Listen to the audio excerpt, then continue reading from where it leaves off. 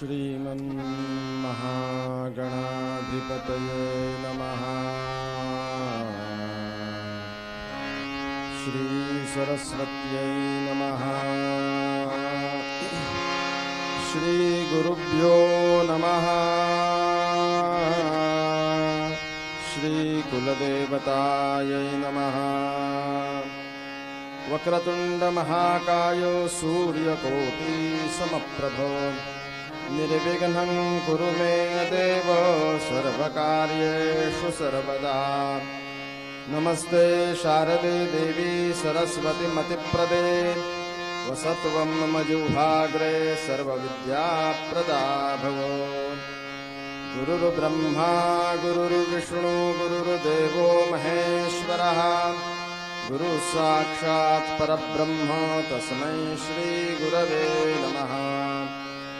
मूकं करोति वाचालं पङ्गुं लङ्घयते गिरिं यत्कृपातमहं वन्दे परमानन्दमाधवम्।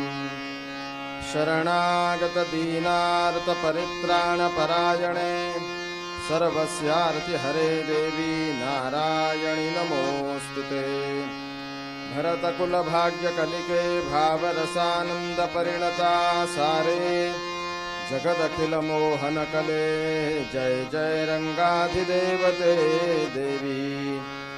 कैलासराणा शिवचन्द्रमौळी फणीन्द्रमाथा मुकुटी झळाळी कारुण्यसिन्धो भवदुःखहारी तुजवीणशम्भो मजकोणतारी।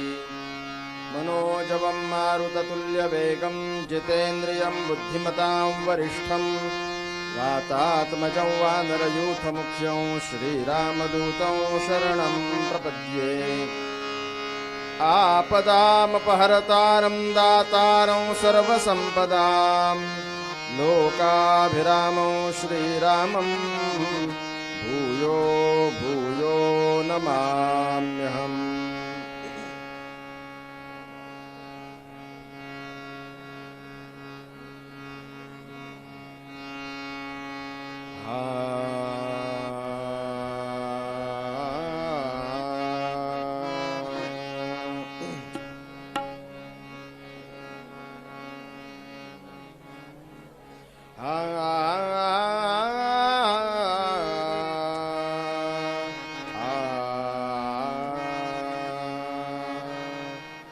हरि जय जय राम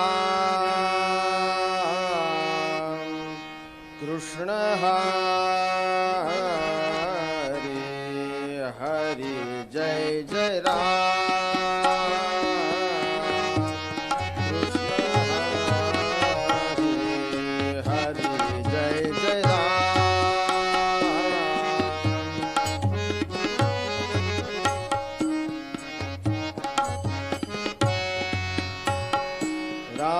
राम कृष्ण हरि जय जय राम कृष्ण हरि हरि जय जय राम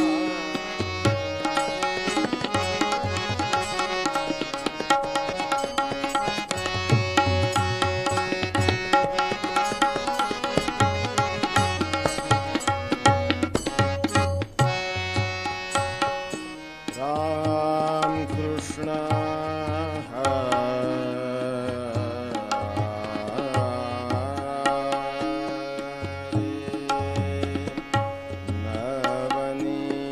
नवनीरदसम नवनीतप्रिय नवनीरदसम नवनीतप्रिय नवनीरदसम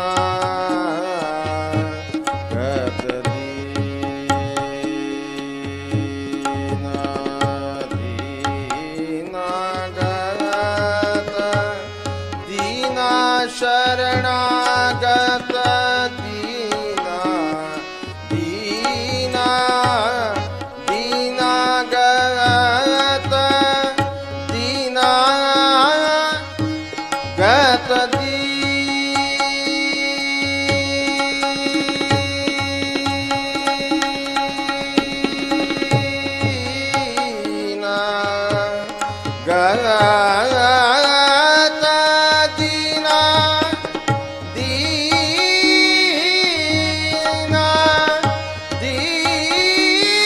दीना गत गत दीना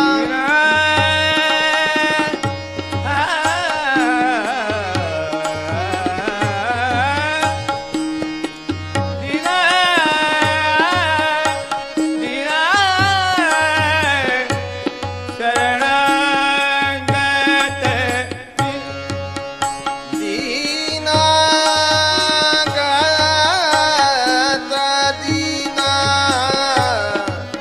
दीना शरणागत दीना दीना शरणागत दीना चरणीरत करुणा दृष्टी निहारी जय जय राम कृष्ण हरी हरी जय जय राम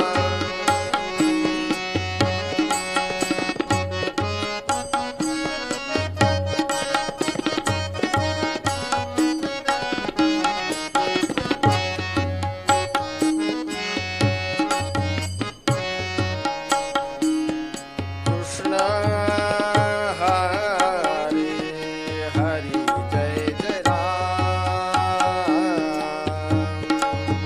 शरणागत दीना चरणी रत करुणा दृष्टि निहारी जय जय राम हरि हरि हरि जय जय राम कृष्ण हरी हरि जय जय राम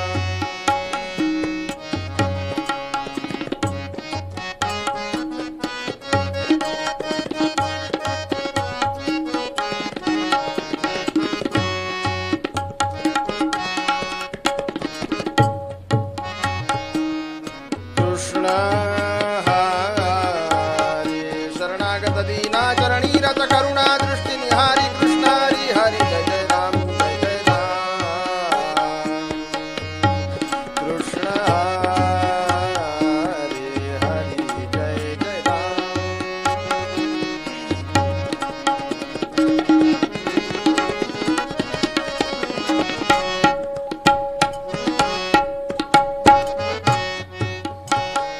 कृष्ण हरी हरि जय जय राम हरि जय जय राम हरि जय जय राम कृष्ण हरी श्री सीताराम चरणी लक्ष लागो राजा राम चरणी लक्ष लागो सीताराम चरणी राजा राम चरणी सीताराम चरणी लक्ष लागो राजा राम चरणी लक्ष लागो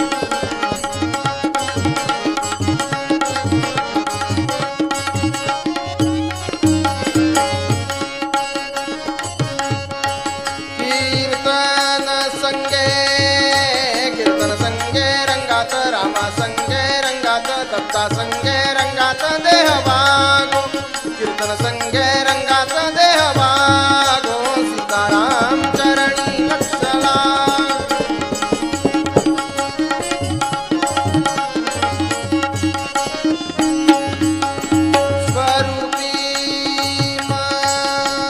स्वरूपी मन लाविता सौख्य आम्हा स्वरूपी मन हे दत्ता मन हे लाविता सौख्य आम्हा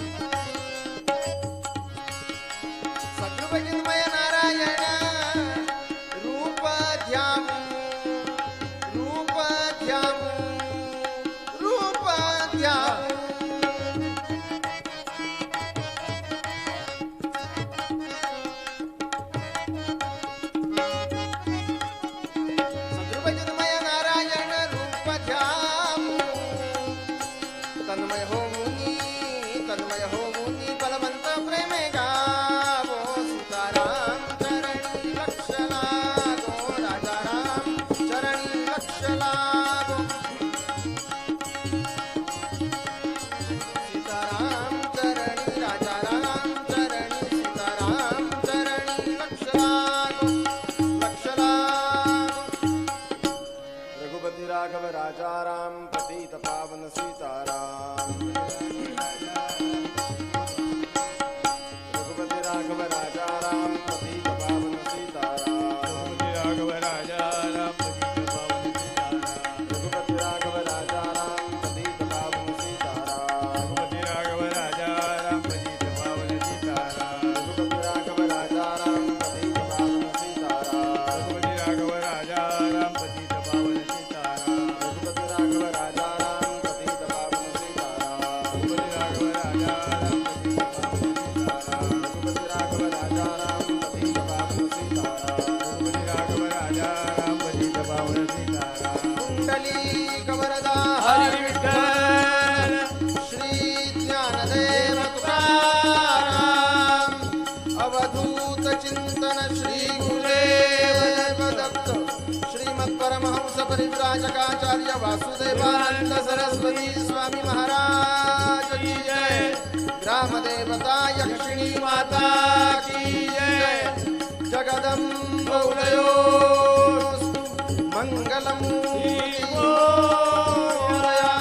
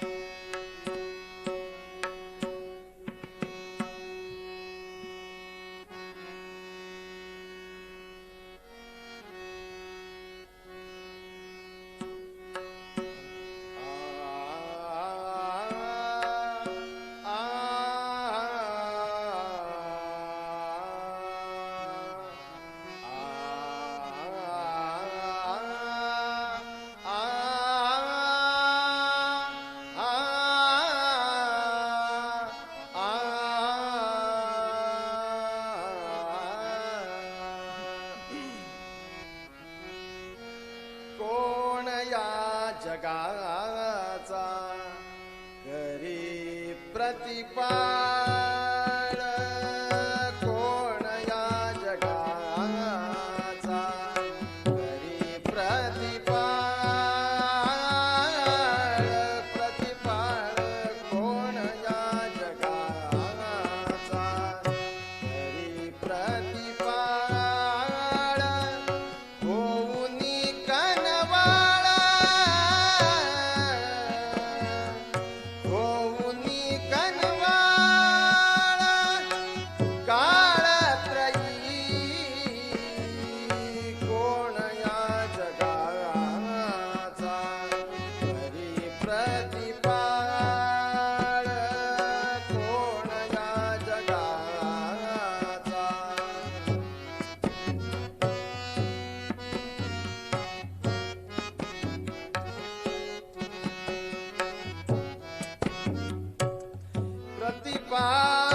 प्रतिपाळ प्रतिपाळ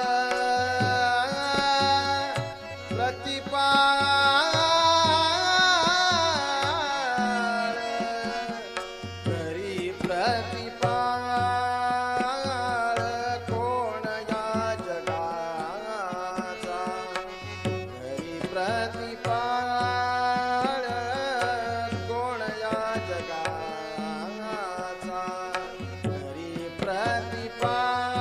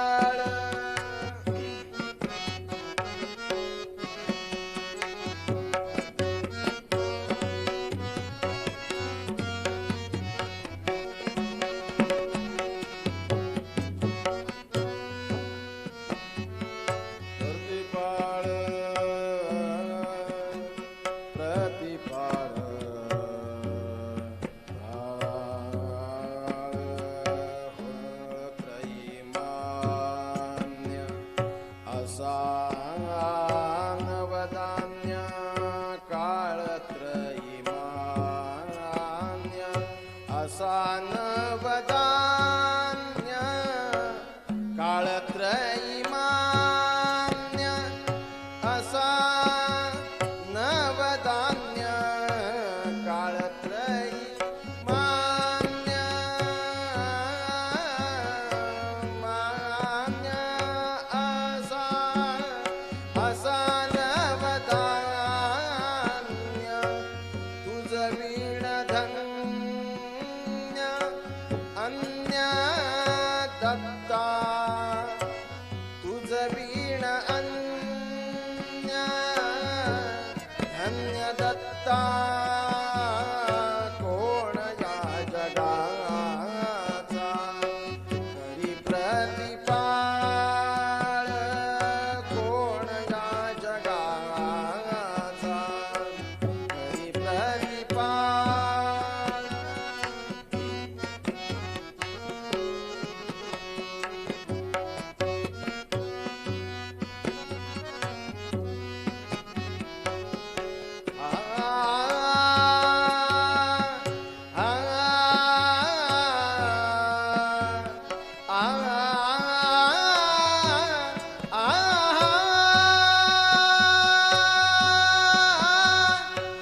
दत्ता अभय तुझी माऊली विश्वाची दत्ता अभय तुझी माऊली विश्वाची माऊली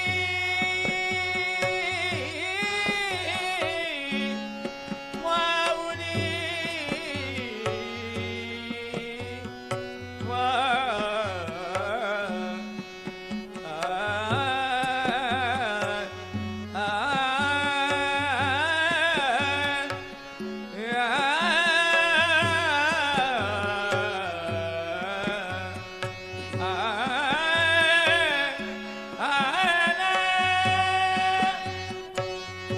माऊली विश्वाची का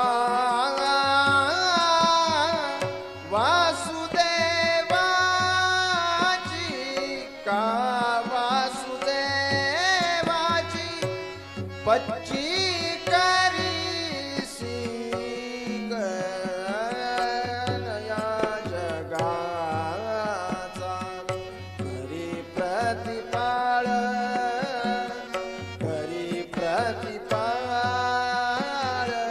कोण या जगाचा करी प्रतिपाळ करी प्रतिपाळ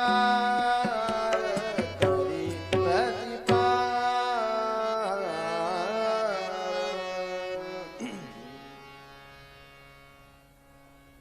जितेन्द्रिय गणाग्रणीरभिरतः परे ब्रह्मणि कलौ श्रुतिपथावने त्रितनयोऽवतीर्ण स्वयं करात् सुकमण्डलुः कुमतखण्डने दण्डभृत पदप्रणतवत्सलो जयति वासुदेवो यतिः श्रीवासुदेव गुरुला मुनिनन्दनाला भावे अधिकरुणी सांजली नमनाला संसारताप अवघा बुधहोष माया वर्णू आता हरिकथा मनही रमाया अवधूत चिंतन श्री गुरुदेव दत्त श्रीमत् परमहंस परिव्राजकाचार्य वासुदेवानंद सरस्वती स्वामी महाराज की जय।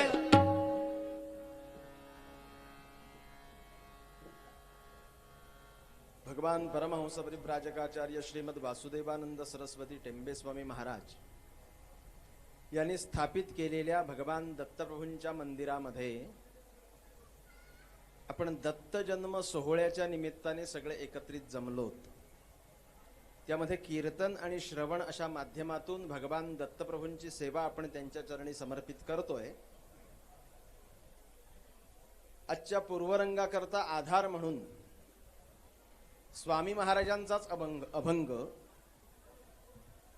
भगवान दत्तप्रभूंच्या समोर विनवणीच्या स्वरामध्ये किंवा त्या शब्दांमध्ये भगवान दत्तप्रभूंची करुणा भागतायत.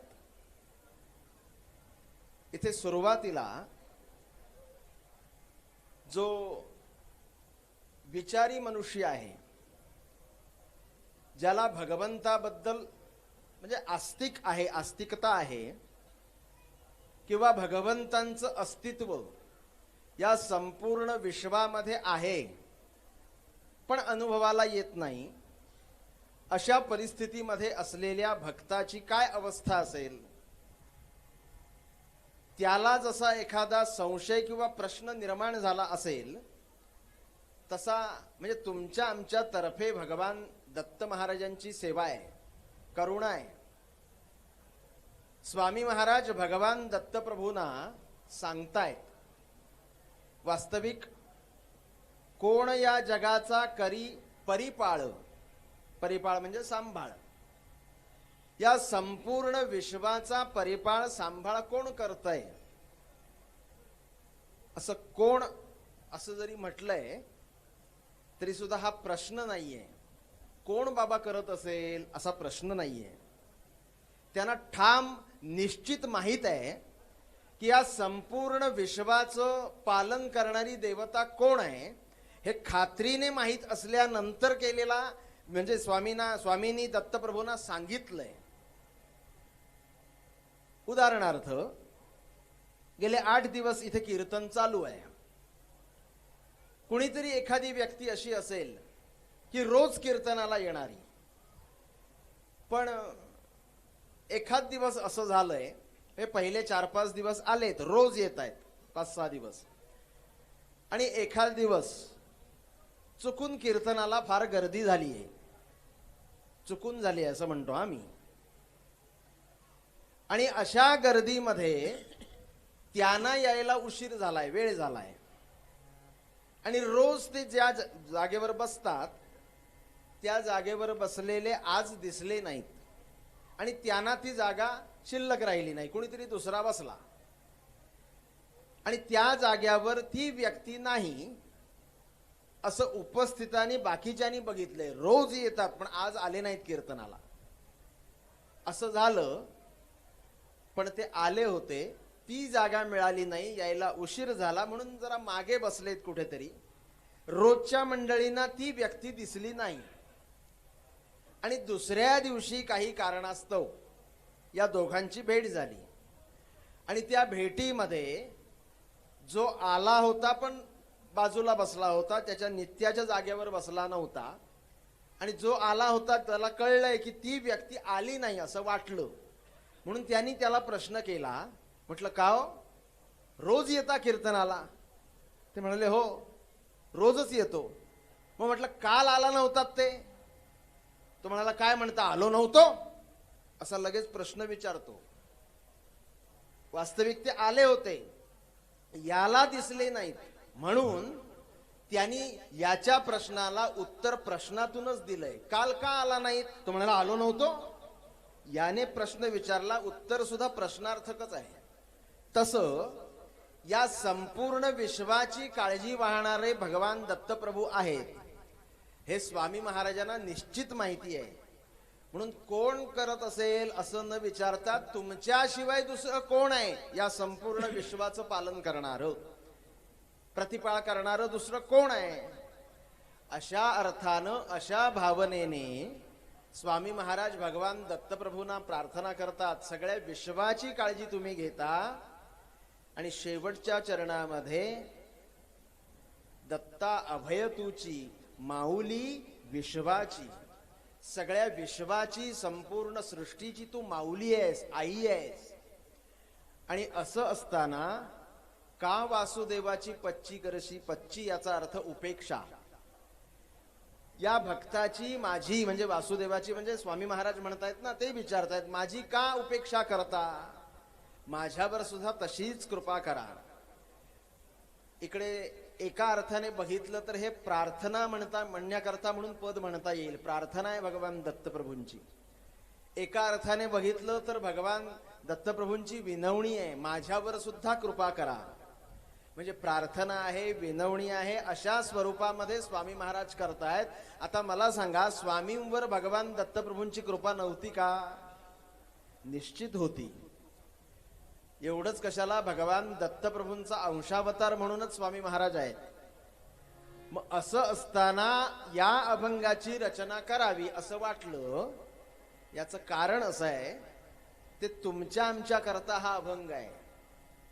मंदिरामध्ये गेल्यानंतर भगवान दत्तप्रभूंच्या समोर अशा पद्धतीने, अशा वृत्तीने आम्ही बसावं की दत्ता, अभय तूची माऊली विश्वाची, या संपूर्ण विश्वाची तू माऊली आहेस, या भावनेने भगवान दत्तप्रभूंच्या ठिकाणी जावं. आणि मी तुमचं एक उपेक्षित झालेलं लेकरू आहे. आपण प्रार्थना करतो ना भगवान दत्तप्रभूंना रोज, त्वन्नो माता त्वं पिता प्तोधिपस्त्वं, तुम्ही माझे आई आहात, तुम्हीच माझे वडील आहात, तुम्हीच माझे आप्त आहात, तुम्ही माझे बंधू आहात, तुम्हीच माझे सखा आहात, माझं सर्वस्व तुम्ही आहात. पण हे फक्त प्रार्थना करण्या एवढं तेवढंच शिल्लक नसावं. इथून भावना ती असावी. खऱ्या अर्थानं तू माझी माऊली आहेस, खऱ्या अर्थानं मी तुझं लेकरू आहे, या भावनेने ज्या वेळेला आम्ही भगवंतांकडे जातो, भगवंत निश्चित कृपा करतात. आता या संपूर्ण विश्वाची काळजी वाहणारी ही भगवान दत्त ही देवता आहे किंवा परमेश्वर आहे, परमात्मा आहे. या संपूर्ण विश्वामध्ये किंवा हे विश्व म्हणजेच परमेश्वराचं, परमात्म्याचं एक प्रतिबिंब आहे. आणि त्या विश्वामध्ये तुम्ही आम्ही राहतोय. मग तुम्ही आम्ही सुद्धा भगवंतांचाच एक अंश आहोत. फक्त काय होतंय, आम्हाला त्याची अनुभूती येत नाही, आम्हाला ते कळत नाही की मी सुद्धा एक परमात्म्याचा अंश आहे, किंवा आम्ही कळून न कळल्यासारखं करतो. आता इथे परमात्म्याचा अंश मी आहे हे आम्हाला का कळत नाही? याचं कारण असं आहे की हा देह म्हणजे मी असं आपण समजतो.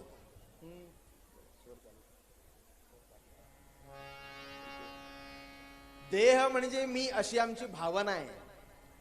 पण या देहाच्याही पलीकडे कुणीतरी मी म्हणून आहे.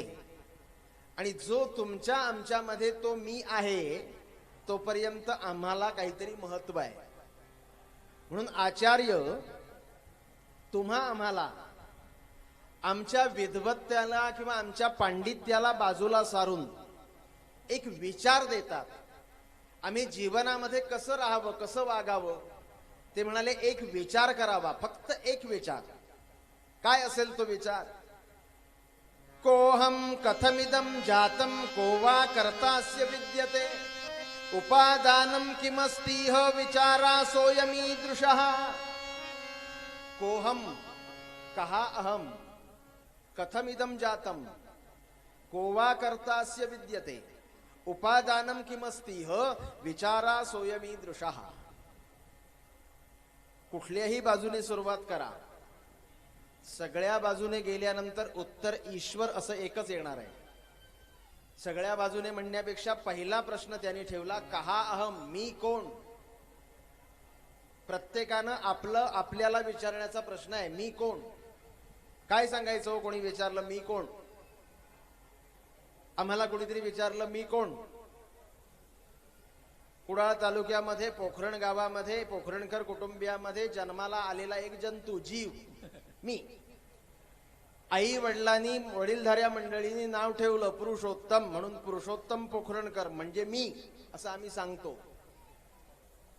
वास्तविक हे या देहाला नाव आहे. हे जे आम्हाला नाव कुठेतरी कागदोपत्री वापरता यावं, शाळेत नाव घालता यावं, शाळेतून वेळेवर काढता यावं, अभ्यास केला नाही तर, या सगळ्या करता हे सगळं नावाचं नाटक आहे. एवढंच कशाला, पुढे लग्न झाल्यानंतर बायकोला उखाण्यात घेता यावं म्हणून नाव ठेवलेलं आहे. आणि ते सगळं समजा सुरुवातीला लहानपणीच नाव नाही ठेवलं तर मोठेपणी बाकीचे लोक नावं ठेवतात, म्हणून अगोदर नाव ठेवलेलं असतं. बाकी या नावाला काहीही महत्व नसतं. मी कोण असं विचारल्यानंतर आम्ही या पद्धतीने आमची ओळख सांगतो. ही आमची ओळख या देहापुरती मर्यादित आहे. या देहामध्ये असलेलं चैतन्य हे अविनाशी आहे.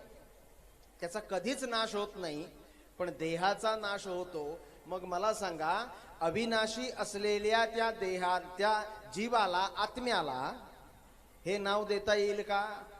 कारण हा देह संपला की हे नाव संपलं, मग ते नाव राहत नाही शिल्लक. हा देह असेपर्यंतच ते नाव आहे. त्यामुळे त्या नावाचा आणि देहाचा फक्त संबंध आहे, मीचा संबंध त्या नावाशी नाही. म्हणून एकतर इकडून विचार करा, मी कोण, असा विचार करत करत करत करत गेलं की या संपूर्ण विश्वाचा कर्ता कोण हे कळतं, या संपूर्ण विश्वाचा पालन करता कोण आहे हे कळतं, आणि या संपूर्ण विश्वाचा संहारक कोण आहे हेही कळतं. असा इकडून विचार करा किंवा इकडून विचार करा. इकडून म्हणजे उपादानम किमस्ती हो, शेवटचं चरण आहे आचार्यांचं. या संपूर्ण विश्वाला निर्माण करण्याकरता, आता हे निर्माण झालंय ना, मग हे निर्माण करताना काय वापरलं असेल, कशामुळे हे निर्माण झालं, कोणी निर्माण केलं, कोवा कर्तास्य विद्यते, कोणी निर्माण केलं, याचा कोणीतरी करता असेल ना हो. एक साधा विचार करा, इथे हे मंदिर बांधलंय, या मंदिरामध्ये मूर्ती स्थापन केली आणि त्याच्याकरता आजूबाजूला सगळी व्यवस्था केली आहे, म्हणजे भक्तनिवास असेल, कार्यालय असेल, भोजन व्यवस्था असेल, इथे आपण जे बसलोय ते काहीतरी बैठक व्यवस्था असेल. हे सगळं करत असताना हे आम्ही बघितल्यानंतर कुणीतरी असं म्हणेल ना हो की हे मंदिर कुणी बांधलं असेल, हे आतमध्ये मूर्ती कुणी स्थापन केली असेल, हे सगळं इमारतीचं काम कुणी केलं असेल, याचा करता कुणीतरी निश्चित आहे. आपल्याला माहिती आहे हे सगळं एवढं ज्या अर्थी उभं राहिलंय त्या अर्थी याचा करता कुणीतरी आहे हे आम्हाला कळतं. मग मला सांगा, हे सगळं विश्व निर्माण झालंय, त्यामध्ये आकाश आहे, पृथ्वी आहे, प्रकाश आहे, वायू आहे, या सगळ्या पंचमहाभूतांचा समावेश असलेलं असं हे विश्व निर्माण झालंय. याचा कुणी ना कुणीतरी करता असेल ना हो. तो करता कोण आहे याचा विचार करा. आम्हाला आचार्य विचार देतात, थेट उत्तर नाही सांगत. विचारा सोयमी दृशा, आपण सगळ्यांनी विचार करायचा आहे या गोष्टीचा. कारण सगळ्या गोष्टी फक्त आपण पुस्तक वाचलं, त्यामध्ये पांडित्य मिळवलं, आम्हाला भरपूर ज्ञान झालं, म्हणजे ज्याला पुस्तकी ज्ञान म्हणतात त्या दृष्टीने, म्हणजे आम्हाला सगळं कळलं असं होत नाही. त्याच्याकरता शहाणपण यावं लागतं आणि शहाणपण येण्याकरता विचार करावा लागतो. एकदा गंमत अशी झाली, 3 मित्र होते. या तिघांनी एकेका विषयामध्ये प्रावीण्य मिळवलं होतं, मास्टरी. एक होता वैद्य झाला होता, वनस्पती शास्त्र जाणलेला, त्या विषयामध्ये त्याने प्रावीण्य मिळवलंय. एक होता न्यायशास्त्र जाणणारा आणि एक होता संगीत शास्त्र जाणणारा. असं 3 मित्र होते. आणि हे तिघेही एकत्र आल्यानंतर यांचा विचार असा झाला की आपल्याकडे ज्ञान भरपूर आहे, तेव्हा आपण असं करू, आपल्या ज्ञानाचा लोकांना काहीतरी उपयोग व्हावा याच्याकरता थोडंसं भ्रमण करू आणि त्या भ्रमणातून लोकांना शहाणे करून सोडू, असं त्यांना वाटलं. आता त्या विषयामधलं यांनी प्रावीण्य मिळवलंय, अगदी पदवीधर झाले, खूप त्या विषयातलं ज्ञान खूप मिळालंय. याचा अर्थ त्यांना व्यावहारिक शहाणपण असेलच असं सांगता येत नाही. हे तिघही घरातून बाहेर पडले. घरातून बाहेर आल्यानंतर आता हे तिघच आहेत, यांच्याबरोबर यांची पत्नी वगैरे कोणीच नाही.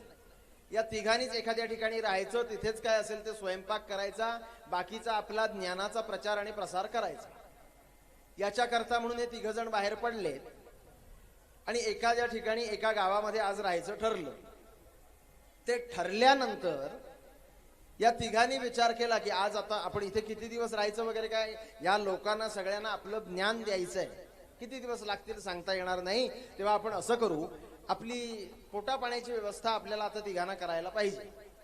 तेव्हा त्याकरता काही बाजारात जाऊन आपल्याला जिन्नस आणावे लागतील. एकेकाने एक एक जबाबदारी घेऊ असा विचार केला. तर करता करता एक जण म्हणाला, तो न्यायशास्त्र शिकलेला आहे, तेव्हा हे बघ तुला न्याय कळतो, तेव्हा बाजारात जाऊन वस्तू विकत आणण्याचं काम तू करायचं. त्या काय असतील त्या विकत घेऊन यायच्या, हे तुझं काम. तो म्हणाला ठीक आहे. दुसरा म्हणाला मी वनस्पती शास्त्र वैद्यशास्त्र जाणतो. ठीक आहे, भाजीपाला आणण्याचं काम तू करायचं. म्हणजे कोणती भाजी आरोग्याला चांगली, कोणती दिसायला चांगली, हे सगळं काय असेल ते बघ आणि त्याप्रमाणे तू भाजीपाला आणायचं. ठीक आहे. मग तिसरा म्हणाला हे सगळं आणल्यानंतर मी वास्तविक संगीत शास्त्रातला आहे, पण तरी सुद्धा हे सगळे जिन्नस आणल्यानंतर शिजवून घालण्याचं काम मी करतो. अशी या तिघांनी आपापसात वाटणी करून घेतली. आणि जो न्यायशास्त्री होता तो बाजारात वस्तू आणण्याकरता गेला. काय काय आणायचं सगळं लिहून घेतलं होतं. त्यामध्ये तूप होतं, तेल होतं, बाकी काय गुळ साखर काय असेल ते धान्य. ते सगळं आणताना याने विचार केला की शास्त्र असं सांगतं. काय सांगतं? तेल आणि तूप एकदम घरात आणू नये. त्यामुळे म्हणाला असं करतो, अगोदर तूप नेऊन ठेवतो, मग बाकीचा जिन्नस काय असेल तो घेऊन जातो. अजूनही काही घरामध्ये अशी परंपरा सांभाळली आहे की तेल आणि तूप एकदम घरात आणायचं नाही. कुठल्या कुठल्या वारी काय काय आणावं, काय काय आणू नये ठरलेलं आहे, शास्त्र आहे. याने त्या तुपाकरता काय असेल त्या दुकानामध्ये ते भांड घेऊन गेला.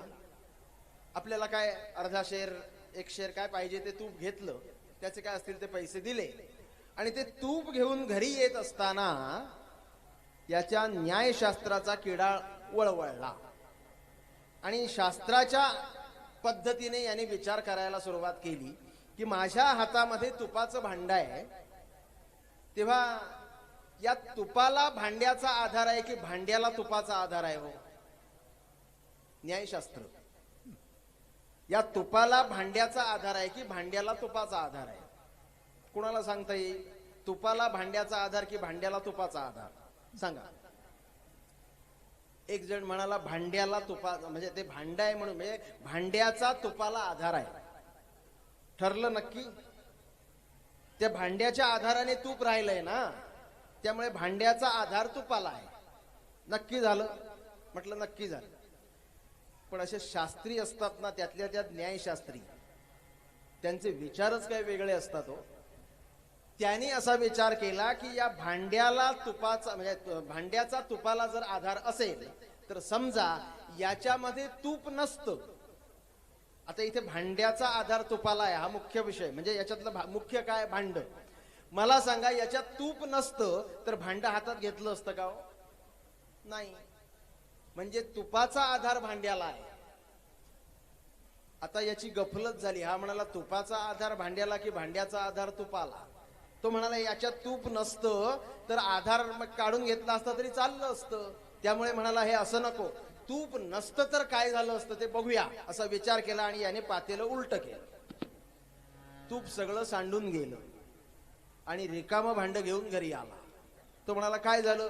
असं असा विषय झाल्यामुळे तूप गेलं. सांगायचा मुद्दा असा आहे की या न्यायशास्त्राचं ज्ञान आहे पण व्यवहाराचं ज्ञान नाही. आता इथे जर भांड उलट केलं तर सगळं तूप पडणार आहे, हे सामान्य माणूस सुद्धा सांगू शकतो ना, हो, आमच्यासारखा. मग हे जर ज्ञान त्याला असतं तर शहाणा कोणाला म्हणावं लागलं असतं? जो वनस्पती शास्त्र जाणणारा वैद्यक तो भाजीपाला आणायला गेला आणि त्याने पहिल्यांदा बटाटे उचलले. तो म्हणाला बटाटे दिसतायत चांगले पण याने वात होतो, म्हणाला बटाटे नको, रद्द. बाजूला मेथीची जुडी दिसली, म्हणाला चांगली आहे, ताजी आहे? हो म्हणाला, आत्ताच मळ्यातून आणली आहे. कशी दिली? म्हणाला अमुक अमुक रुपये. पैसे काढता काढता विचार आला मेथीने पित्त होतं, मेथी नको. असं करता करता हा रिकामी पिशवी घेऊनच घरी आला. हो, प्रत्येकात काहीतरी दोष दिसतोय. तोही तसाच. तिसरा जो घरी शिजवून घालणारा होता त्याने विचार असा केला की आपल्याला ते आल्यानंतर जे काय असेल ते शिजवून त्यांना वाढायचं आहे. मग शिजवण्याकरता अगोदर आपल्याकडे म्हणतो आपण आधण ठेवूया, त्याप्रमाणे पाणी उकळत ठेवलंय आणि ते पाणी उकळलं. समजा तांदूळ आणले, तांदूळ धुवायचे, आत घालायचे, चटकन भात तयार. तो म्हणाला पाणी उकळत ठेवू, म्हणून पाणी उकळत ठेवलं. आणि हा संगीत शास्त्र जाणणारा होता. ते पाणी उकळायला लागलं आणि वरचं जे झाकण आहे ना, या झाकणातून जशी मोकळी वाट मिळेल तिथून वाफ जायला लागली आणि ती वाफ जाताना सुई असा एक आवाज यायला लागला. तो आवाज आल्याबरोबर याने त्याच्याबरोबर आपला सूर मिसळायला सुरुवात केली आणि मग विचार करतोय की या आवाजाबरोबर जरा काहीतरी त्याच्यात कमी आहे, असं नाही. खरा षड्ज लागायला पाहिजे तर वेगळा आवाज आला पाहिजे, म्हणून त्यातलं 2 तांबे पाणी बाहेर काढलं. आता झाकण ठेवून बघतो म्हणाला. आता पुन्हा काय होणार आहे, तो ज्या ठिकाणून तुमची वाफ जाते तिथून आवाज सारखाच येणार ना हो, तसाच आवाज नाही. म्हणाला काहीतरी चुकतंय, अजून काढूया पाणी. असं करता करता सगळंच पाणी ओतून टाकलं, रिकामं पातेलं चुलीवर ठेवलंय. काय उपयोग आहे? एखाद्या गोष्टीचं ज्ञान असावं पण ते विचाराने आपल्याला शहाणपण यावं, याच्याकरता हा दृष्टांत आहे. आम्ही सगळ्या विश्वामध्ये परमात्मा आहे, भगवंत आहे हे जाणतोय, आम्हाला कळतंय, पण त्याची अनुभूती येत नाही. आणि या विश्वाच्या पलीकडे असलेला परमात्मा बघण्याच्या ऐवजी या संपूर्ण विश्वामध्ये जे आम्हाला दिसतंय तेच आम्ही खरं मानतो. आम्हाला आचार्यांसारखे, वासुदेवानंदांसारखे सगळे संत सत्पुरुष ओरडून सांगतायत, बाबा रे, हे दिसतंय ते खरं नाही, ब्रह्मसत्य तो परमात्मा खरा आहे आणि हे जगन मिथ्या, हे सगळं खोटं आहे, याच्यात रमू नका, हे सगळं खोटं आहे. तो परमात्मा दिसत नसला तरी तो खरा आहे. आता गंमत अशी आहे, आम्हाला ते सांगत असून सुद्धा आम्हाला त्याची अनुभूती येत नाही. याचं कारण काय हो? हे सगळं आम्हाला खरं वाटतंय, म्हणजे खरंच आहे हा, नाही तर हे खोटं आहे म्हणून कोणीतरी बांधकाम तोडायला जाईल तर तसं तोडू नका. मला सांगण्याचा मुद्दा एवढाच आहे की हे सगळं खोटं म्हणजे आपल्या जीवनामध्ये, आमच्या जीवनाच्या जीवाच्या उत्कर्षाकरता यातलं काहीच कामाला येणार नाहीये. माझं सुंदर घर असावं, मला उत्तम अशा प्रकारची चारचाकी गाडी माझ्याकडे असावी, मी म्हणेन त्यावेळी म्हणेन तेथे नेणारा, सुरक्षित पुन्हा आणणारा असा मला चालक असावा, माझ्या सगळ्या सुखसोयी, मी म्हणेन तसं घर, मी म्हणेन तशी मला झोपायला गाद्या गिरद्या, मी म्हणेन तसे माझी नोकर चाकर, हे सगळं असावं. पण माणसाने त्यातच गुंतून असू नये. मला मुद्दा सांगायचा हाय, हे सगळं मिथ्या, हे सगळं खोटं आहे. आम्हाला सत्पुरुष तेच सांगतायत, आचार्य तेच सांगतायत, हे सगळं खोटं आहे. मग याच्यात खरं काय आहे? तर तो परमात्मा खरा आहे. मग म्हटलं हे खरं का वाटतं?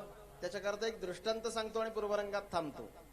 हे सगळं आम्हाला खरं वाटतं याचं कारण असं आहे, शास्त्रकार म्हणाले, सत्याधिष्ठानतया असत्य वस्तूपि सत्यवद भासते आणि असत्याधिष्ठानतया सत्य वस्तूपि असत्यवद भासते. एखाद्या गोष्टीचा आधार जर सत्य असेल आणि वरची गोष्ट जर खोटी असेल. नुकताच महाप्रसाद झालेला आहे आणि इथे येऊन बसावं लागलंय, त्यामुळे असे विषय सांगताना जांभई येणार, मला कल्पना आहे. जांभई काय, दुसऱ्याच्या पाठीवर कदाचित आपले डोकं आपटण्याची सुद्धा शक्यता आहे, मी नाही म्हणत नाही.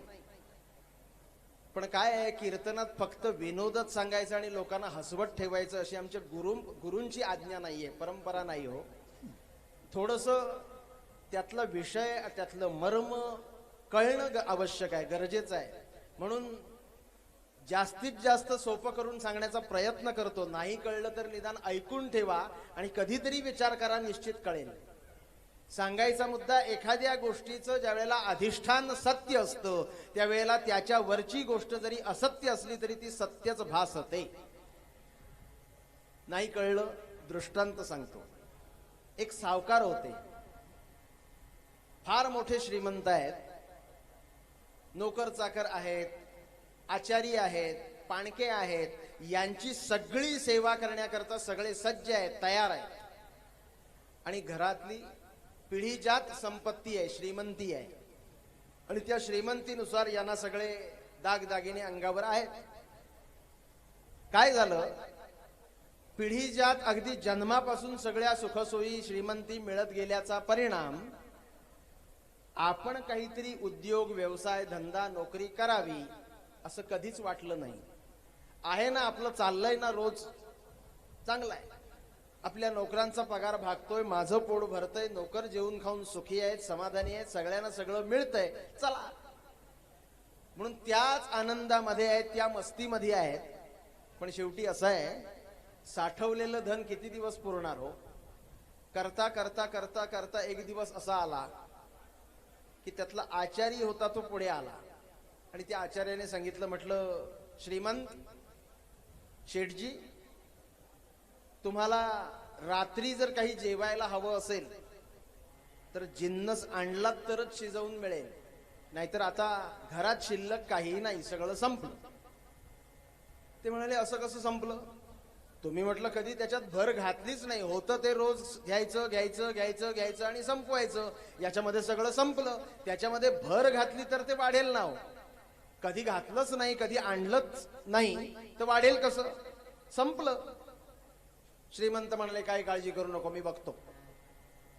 म्हणून या श्रीमंतांनी काय केलं, एक एक एक एक एक एक एक एक दागिने, आता संपलंय, दागिना विकायचा दुसरं घेऊन यायचं, दागिना विकायचा दुसरं घेऊन यायचं, असं करता करता करता या श्रीमंतांच्या एकच दागिना, कानामध्ये भिगबाळी फक्त शिल्लक राहिली, बाकी सगळे दागिने संपले, फक्त भिगबाळी.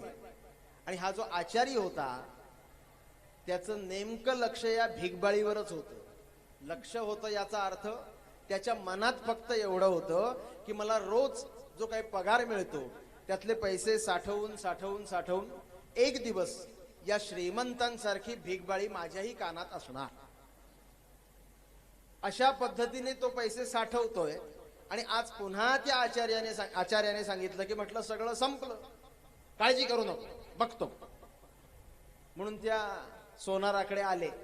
आता नित्य असे दागदागिन्यांचा व्यवहार चालू असल्यामुळे सोनार सुद्धा ओळखीचा झाला होता. बरं, गावातलाच होता, यांचा लहानपणापासूनचा मित्र. त्या सोनाराकडे आले आणि सोनाराला सांगितलं, म्हटलं हे बघ, ही भिगबाळी विकायची आहे. सोनार म्हणाला ठीक आहे, द्या काढून. काढली, वजन केलं. तो म्हणाला साधारण अमुक अमुक रुपये येतील, चालेल. ते रुपये घेतले आणि या श्रीमंतांनी सांगितलं हे बघ, त्यातल्या त्यात ही भिगबाळी एकच शिल्लक होती आणि याच्यावरच माझी म्हणजे लोक मला श्रीमंत म्हणून ओळखत होते. तेव्हा असं कर, ही खरी भिगबाळी तुला दिली, त्याचे पैसे सुद्धा मी घेतले, आता सामान काय असेल ते मी घेऊन येईन, तो विषय वेगळा. पण ही भिगबाळी अशीच दिसणारी खोटी भिगबाळी मला दे. तो म्हणाला ठीक आहे. म्हणून तशीच असलेली, तेवढेच मोती, तसेच टपोरे मोती, तशीच ती तार, अशा पद्धतीची म्हणजे तशी दिसणारी एक भिगबाळी, पण खोटी, सोन्याची नसलेली, ती भिगबाळी या श्रीमंताला दिली. या श्रीमंताने त्याची काय असेल ती किंमत दिली आणि ती भिगबाळी घेतली. आणि ती भिगबाळी कानात घालून त्या सोन्याच्या दुकानातून श्रीमंत, तो सावकार, निघाला. तो निघालेला असताना जाताना लोकांनी बघितलं. आणि साधारणतः असं आहे, खऱ्या सोन्यापेक्षा खोटं जास्त चमकतं. त्यामुळे ते संध्याकाळची वेळ, मावळतीची किरण याच्या भिगबाळीवर पडायची आणि ती चमकायची. हो, ती चमकताना लोकांनी बघितली आणि म्हटलं काय सावकार, नवीन केली वाटतं भिगबाळी? हो, तरी असेल ना, किती तोळ्याची? म्हणाला 5 तोळ्याची. अहो, एवढी? काय किंमत झाली असेल? तुम्ही अंदाज करा. 5 तोळ्याची भिगबाळी कानात घातली, अंदाज करा. वास्तविक हा श्रीमंत होता, पण भिगबाळी खोटी होती. तरी सुद्धा त्या श्रीमंताने घातल्यामुळे लोक त्याला खरं मानत होते. तो गेला आणि तो बाहेर गेलेल्या संधीमध्ये या आचार्याने आपल्याकडचे पैसे काढून मोजायला सुरुवात केली. आणि मोजता मोजता एक 5,000 झाले असतील. त्या काळातल्या, ज्या वेळेला असे श्रीमंत होते, असे संस्थानिक होते, त्या काळातले, आताचे नव्हे. त्यावेळेला 5,000 झालेले. याने म्हणाला अंदाज तरी घेऊ भिगबाळी कितीपर्यंत मिळते. म्हणून ते 5,000 घेऊन तो नेमका सोनाराकडे आला. आता त्याच सोनाराकडे हा आचारी पण आला. आमच्या स्वावकारांचे, श्रीमंतांचे मित्र आहेत, काहीतरी कमी केलं तर होईल म्हणून त्याच सोनाराकडे आला. म्हटलं जरा भिगबाळी बघायची होती. तो म्हणाला बघायची आहे की घ्यायची आहे? तो म्हणाला घ्यायची आहे, पण परवडली तर. ठीक आहे. याने एकंदर त्या सोनारानं विचार केला. पंचा नेसून आलेला, खांद्यावर एक पंचा. बरं, तो पातेली उचलायला सुद्धा तोच, मसाला घातल्यानंतर हात पुसायलाही तोच, बाकी एखादं भांड पुसायचं झालं तरी तोच, म्हणजे तो साधारण पंचा कसा झाला असेल डोळ्यासमोर चित्र आणा तसा पंचा खांद्यावर टाकलाय, एक पंचा नेसलेत असे ते आचारी तिथे आले आणि त्या आचार्याने सोनाराला सांगितलं मला भिगबाळी हवे म्हणून. अर्थात सांगितल्यानंतर त्या सोनाराने खोटी भिगबाळी काढली आणि समोर ठेवली. म्हटलं ही घ्या. तो म्हणाला कितीची आहे? तो म्हणाला काय होतील एक 200-500 रुपये. तो म्हणाला 200-500? मला सोन्याची पाहिजे. एवढी स्वस्त? तो म्हणाला सोन्याची पाहिजे? खऱ्या सोन्याची? म्हटलं हो खरी पाहिजे अस्सल. आणि तुम्हाला सांगतो आमच्या श्रीमंतांच्या कानात आहे ना तशी पाहिजे. सोनार हसायला लागला. तो म्हणाला ए श्रीमंतांची त्यांच्याच भिगबाळीशी बरोबरी करतोस? तुला जमेल? तू त्यांच्याकडचाच आचारी ना, काय जमणार आहे तुला? काय मिळणार आहे तुला? तो म्हणाला हे बघ मी गिऱ्हाईक आहे, तू दुकानदार आहेस, मी मागितलंय तसा माल मला दे, काय करायचं माझं मी बघेन. तो म्हणाला ठीक आहे.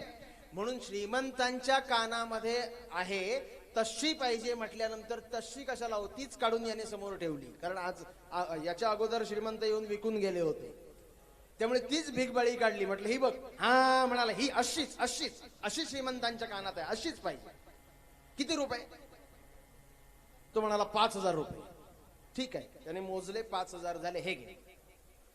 5,000 रुपये घेतले, ती भिगबाळी घेतली, कानात बसवली. आणि आता एवढ्या दिवसाची इच्छा हो भिगबाळी कानात असावी, कानात असावी, म्हणून ती कानात भिगबाळी घातली आणि त्या मार्गाने निघाला. लोकांनी बघितलं म्हणजे लोकांनी बघावं म्हणूनच त्या मार्गाने निघाला होता. असं असतं ना हो. एखादा नवीन शर्ट घेतला, एखादा नवीन दागिना केला की आपल्याला कसा होतो याच्यापेक्षा लोकांनी बघावा आणि काहीतरी प्रतिक्रिया द्यावी याच्याकडेच आपलं लक्ष जास्त असतं. त्याने ती भिगबाळी कानात घातली आणि असं त्या सगळ्या मंडळींमधून जातोय. जाता जाता काय आचारी बुवा भिगबाळी घेतली वाटतं? म्हटलं हो. नवीन? हो आत्ताच घेतली. असेल ना 200-100 रुपयाची? तो म्हणाला 200? चांगली 5,000ची आहे. 5.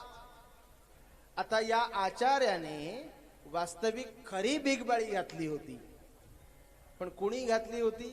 आचार्याने घातली होती. त्यामुळे ती खरी असली तरी सुद्धा लोकांना ती खोटी वाटत होती. आणि श्रीमंताने खोटी घातली होती, पण ती खोटी असताना सुद्धा श्रीमंताने घातली म्हणून ती खरी वाटत होती. आमचं नेमकं तसंच होतंय.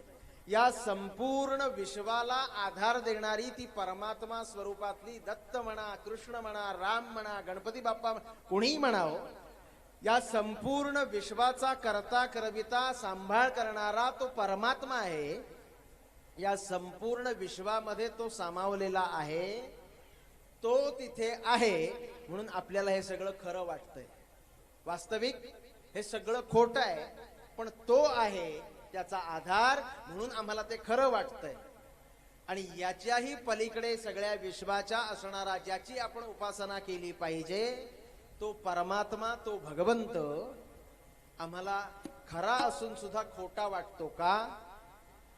तो आमच्यामध्ये आहे, या विश्वामध्ये आहे, याची कल्पनाच आम्हाला नाही. कोहम कथमिदम जातम, मी कोण याचा आम्ही विचार करायला सुरुवात केली ना की त्यावरून आम्हाला कळेल की मी म्हणजे दुसरा तिसरा कोणी नसून तो परमात्मा, तो भगवंतांचाच एक अंश म्हणून मी जन्माला आलोय.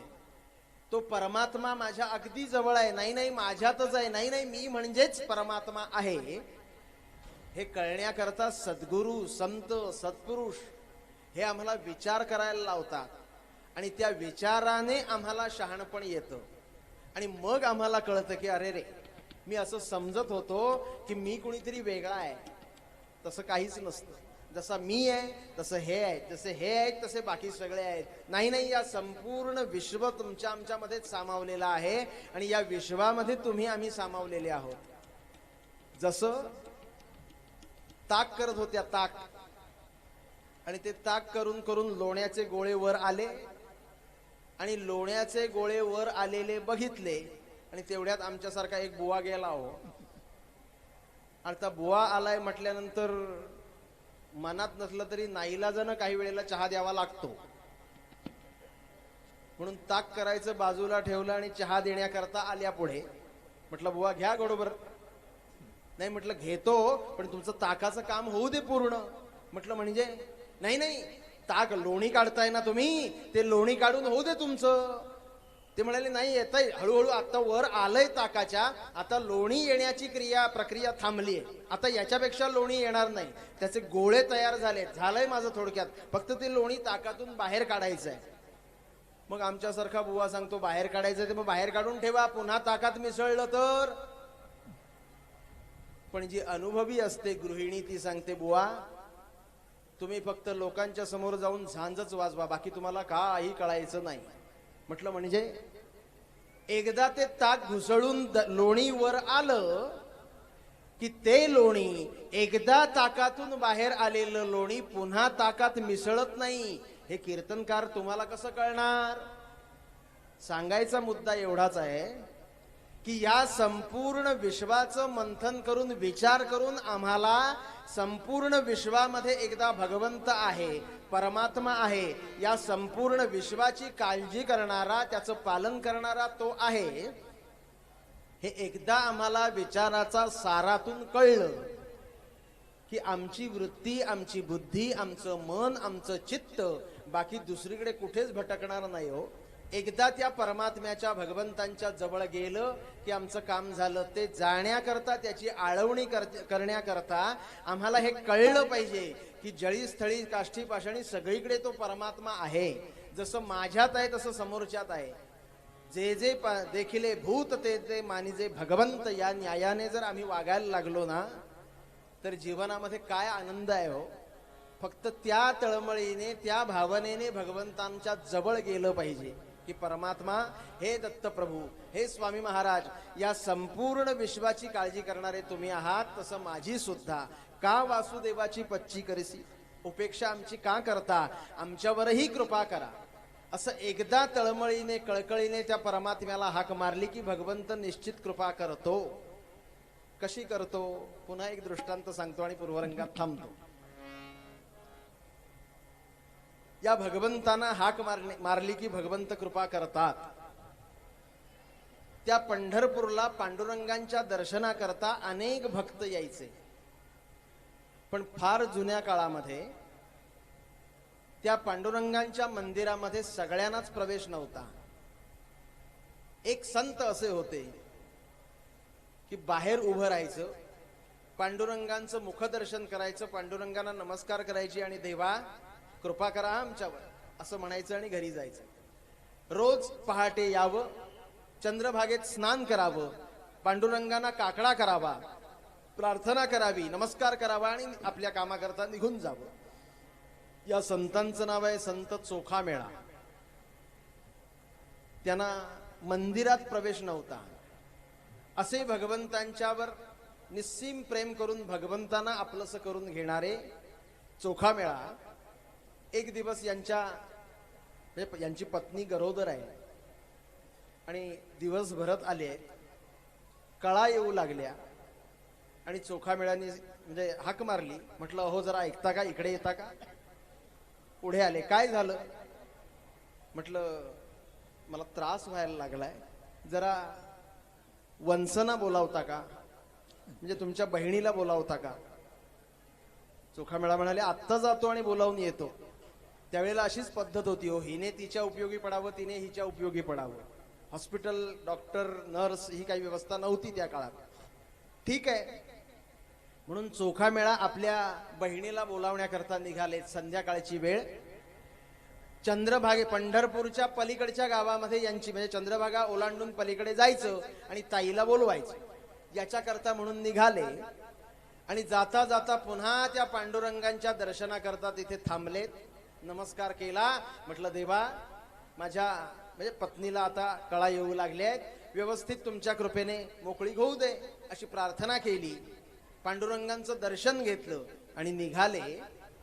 संध्याकाळची वेळ होती आणि त्या संध्याकाळच्या वेळेला त्या वाळवंटामध्ये चंद्रभागेच्या तीरावर कीर्तन चालू होती. इथे एखादा फड कीर्तनाचा, तिकडे तिकडे तिकडे असं अनेक ठिकाणी कीर्तन चालली आहेत. चोखामेळा एक एक पाऊल टाकत पुढे पुढे जातायत. एक कीर्तनाचा स्वर कानावर येतोय. मनात असा विचार केला की माझ्या देवाला, माझ्या पांडुरंगाला कीर्तन फार आवडतं. मग जे माझ्या देवाला आवडतं ते मला आवडलं पाहिजे का? मी त्याचा भक्त आहे. जे देवाला आवडतं ते आपल्याला आवडायला लागलं ना की समजावं आपण भक्ती मार्गामध्ये पुढे जातोय. त्यात माझ्या परमात्म्याला, माझ्या पांडुरंगाला कीर्तन फार आवडतं. मग देवा, मलाही कीर्तन ऐकायचंय, पण काय करू? माझ्या पत्नी करता माझ्या ताईला बोलवायला मी निघालोय. कदाचित उशीर होईल म्हणून मी कीर्तनाला बसत नाही. देवा क्षमा करा हा. असं म्हणून आणखी 4 पावलं गेले आणि ज्या ठिकाणी नामदेव महाराजांचं कीर्तन चालू होतं तिथपर्यंत आले. आणि तो गोडवा कानात आलेला टाकून पुढे जावे ना, पांडुरंगाला प्रार्थना केली. पांडुरंगा थोडा वेळ बसतो हा, आणि थोड्या वेळानं मी उठणार आहे. मला जायचंय ताईला बोलावण्याकरता. म्हणून अशीच पंढरपुरामध्ये त्या वाळवंटामध्ये तुडुंब गर्दी आहे. नामदेवांचं कीर्तन चाललंय. त्या गर्दीमध्ये अगदी सगळे शेवटी बसलेत. एक पाय असा आडवा दुमडलाय, एक पाय असा उभा दुमडून त्याच्यावर हात ठेवला आणि असं कीर्तन ऐकतायत. आणि ऐकता ऐकता ऐकता किती वेळ गेला कळलं नाही. आणि त्यावेळेला नामदेव महाराज काय, ज्ञानेश्वर माऊली काय, एकनाथ महाराज काय, अशा मंडळींची कीर्तनं जी असायची ना, ती एकदा भगवंतांची आरती झाली आणि संध्याकाळी सुरू झालेलं कीर्तन ते कदाचित काकड आरती पर्यंत चालायचं. हो, रात्रभर कीर्तन चालायचं.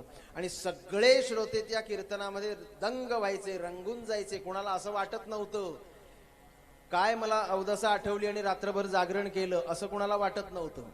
सगळे त्या आनंदाचे मानकरी होऊन घरी जायचे. सगळ्यांना आनंद मिळायचा. असं हे नामदेवांचं कीर्तन चाललंय. सगळी मंडळी ऐकतायत. चोखामेळा सुद्धा ऐकत बसले. आणि ऐकता ऐकता किती वेळ गेला कळलं नाही. संध्याकाळी सुरू झालेलं, रात्री सुरू झालेलं कीर्तन पहाटे संपलंय. चोखामेळांचंही तसंच झालंय. सगळी मंडळी उठली. सगळ्यांनी त्या चंद्रभागेमध्ये स्नान केलं. पांडुरंगाला काकडा केला. चोखामेळाही त्यांच्याबरोबर स्नान करतायत. पांडुरंगाला काकडा झाला आणि पांडुरंगाला रोजच्या प्रमाणे प्रार्थना केली. देवा कृपा करा आमच्यावर, अशी प्रार्थना केली. नमस्कार केला आणि चोखामेळा घरी आले. हो, म्हणजे आपण ताईला बोलावण्याकरता गेलो होतो किंवा आपली पत्नी अशी अवस्था आहे तिची, हे सगळं विसरले. म्हणजे आपण कशा करता गेलो होतो हे पण विसरले. एवढंच कशाला, आपण काय विसरलोय ते पण विसरले. अशी अवस्था झाली हो त्यांची. आणि घरी आले. घरी आल्यानंतर पायरव झाला, पायाचा आवाज ऐकला आणि चोखामेळ्यांच्या पत्नीने हाक मारली. म्हटलं का हो, आत येता? ते म्हणाले येतो. नाही. म्हटलं आपल्या बाळाला उचलून तरी घ्या. आपल्या बाळाला उचलून घ्या म्हणून पुढे आले. त्या बाळाला उचलून घेतलं, छातीशी धरलंय. आणि अशा अवस्थेमध्ये चोखामेळ्यांची पत्नी त्यांना विचारते, म्हटलं का हो, तुमचं माझ्यावर किंवा माझं तुमच्यावर प्रेम आहे, ही काही जगाला ओरडून सांगण्याची गोष्ट आहे, दुसऱ्याला सांगण्याची गोष्ट आहे?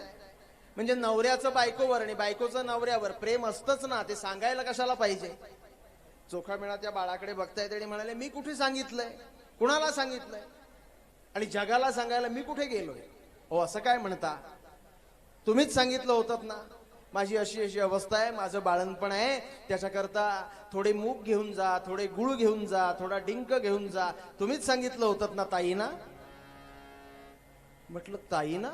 हो, त्या सांगत होत्या की असं असं म्हणालाय, गुळ घेऊन जा, मूग घेऊन जा, तिला आता अशक्तपणा येईल, तिला सहन होणार नाही, तेव्हा तिच्याकरता हे सगळं घेऊन तिला लाडू करून देशील, असं तुम्ही म्हणत होता, तसं ताई सांगत होत्या. म्हटलं ताई सांगत होत्या? कुठे आहे ताई? अहो असं काय करता, तुम्हीच नाही का ताईना बोलवायला गेला होता? म्हटलं मी, हो, तुम्ही गेल्याबरोबर थोड्याच वेळात ताई आल्या, कालच रात्री आल्या. मला खूप त्रास होत होता, पण ताई आल्या आणि काय ताईनी माझी मोकळी केली. हो, मला काही त्रास झाला नाही. आणि खरं सांगू, ताईंचा हात खूप चांगला आहे हा. त्यांच्या येण्याने माझा सगळा शीण गेला, सगळा त्रास गेला, बरं वाटलं. आत्ताच आमची मोकळीक झाली, आत्ताच बाळाला स्नान घातलं, आंघोळ घातली, मला आंघोळ घातलीये. आणि मला आता इथे येऊन मी झोपले, बाळाला झोपवते, एवढ्यात तुम्ही आलात. चोखामेळ्यांच्या हातामध्ये ते बाळ आहे. चोखामेळ्यांनी ऐकलं की काल रात्रीच ताई आली आहे. ताईच्या येण्याने माझा सगळा त्रास निवारण झाला आणि मला सहज माझं बाळंतपण होऊन गेलं. मला कळलं सुद्धा नाही. ताई आली ही गोष्ट ऐकल्यानंतर, कळल्यानंतर मग चोखामेळ्यांना कळलं की आपण काल गेलोच नव्हतो ताईकडे. त्या बाळाला चटकन खाली ठेवलं. डोळ्यातून घळघळ घळघळ घळघळ अश्रू यायला लागले. आपल्या पत्नीला विचारलं, काय म्हणतेस, माझी ताई आलीये? कुठे? ओ सांगितलं ना, आत्ताच मला बाळाला आंघोळ घातली, स्नान घातलं आणि बाहेर आमचे विटाळाचे कपडे वाळत घालतायत धुवून.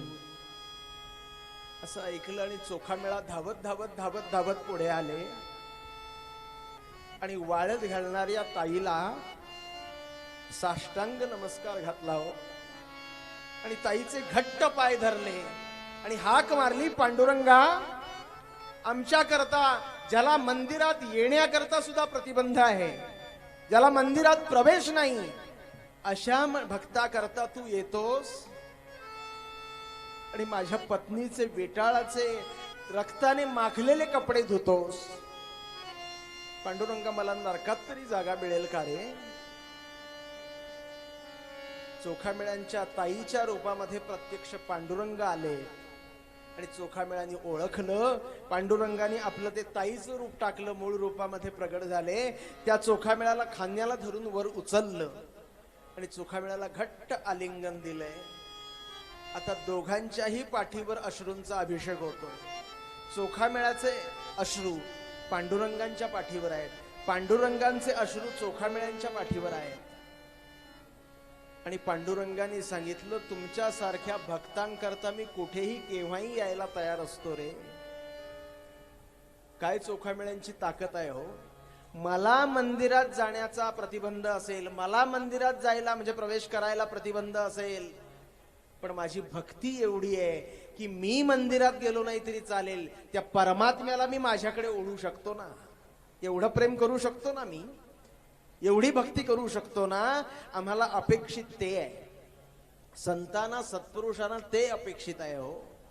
अशा भक्तीने, प्रेमानं त्या भगवंताला असं जिंकावं आणि आपलासा करून घ्यावा. आमच्यावर तुमची अखंड कृपा राहावी, पास, आम्हाला दुसरं काहीच नको. म्हणून माऊली विश्वाची, या संपूर्ण विश्वाची तुम्ही माऊली आहात आणि अशी आमच्यावर कृपा करा, असं वासुदेवानंद सरस्वती दत्तप्रभूंकडे मागतायत. आणि त्या भगवंतांकडे मागितल्यानंतर जे मागू ते देतो म्हणून त्यांना दत्त म्हणतात हो. काय दिलंय चरित्र भागामध्ये बघूया. आमचे मूळ पद्यकार वर्णन करतात.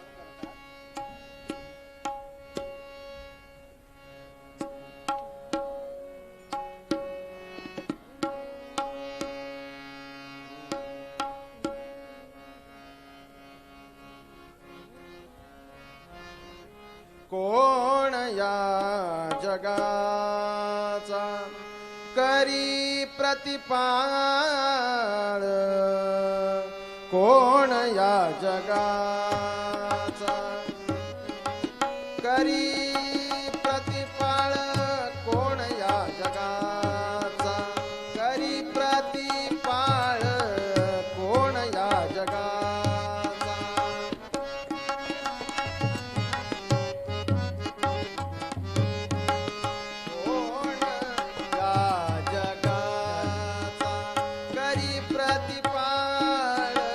कोण या जगाचा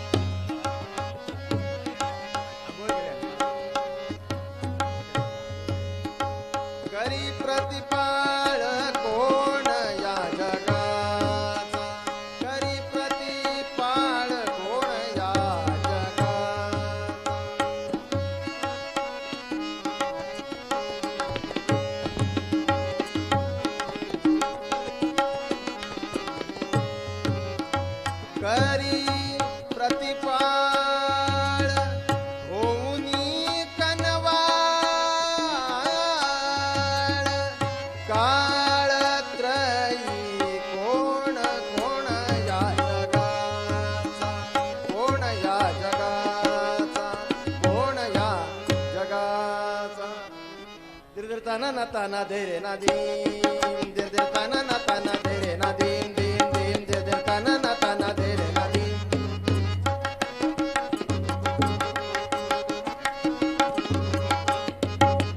ना दिर दिर दिर तुम दिर दिर दिर दीन ताना ना ना ना ना दिर दिर दिर तुम दिर दिर दिर दीन ताना ना ना ना ना दिर दिर दिर तुम दिर दिर दिर दीन ताना ना ना ना ना दिर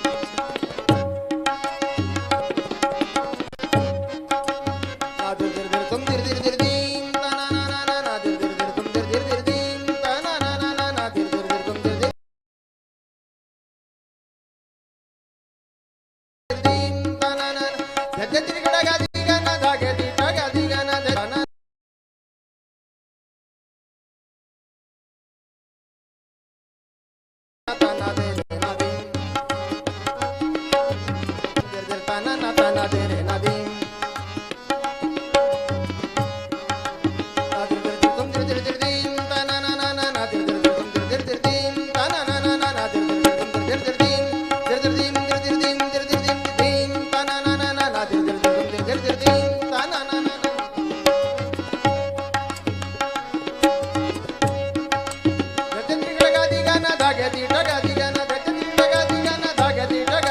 ताना ताना दे रे ना दीन दिर दिर ताना ना ताना दे रे ना दीन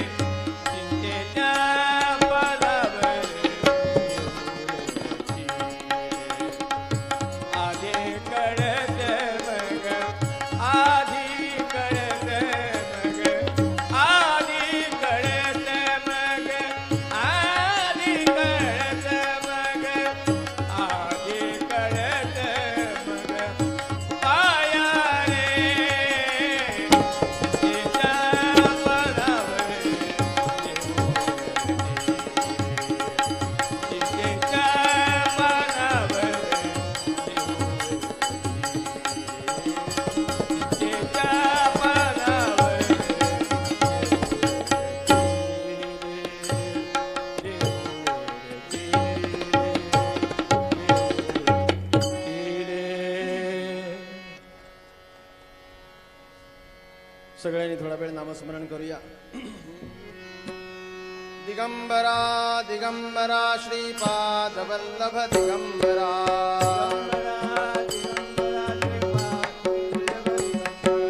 दिगंबरा दिगंबरा श्रीपाद वल्लभ दिगंबरा दिगंबरा दिगंबरा श्रीपाद वल्लभ दिगंबरा दिगंबरा दिगंबरा श्रीपाद वल्लभ दिगंबरा दिगंबरा दिगंबरा श्रीपाद वल्लभ दिगंबरा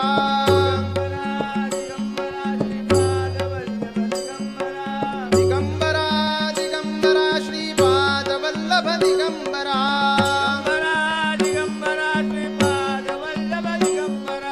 दिगंबरा दिगंबरा श्रीपाद वल्लभ दिगंबरा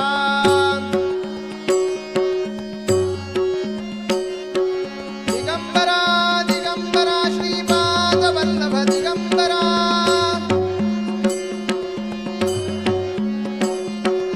दिगंबरा दिगंबरा श्रीपाद वल्लभ दिगंबरा दिगंबरा दिगंबरा श्रीपाद वल्लभ दिगंबरा दिगंबरा दिगंबरा श्रीपाद वल्लभ दिगंबरा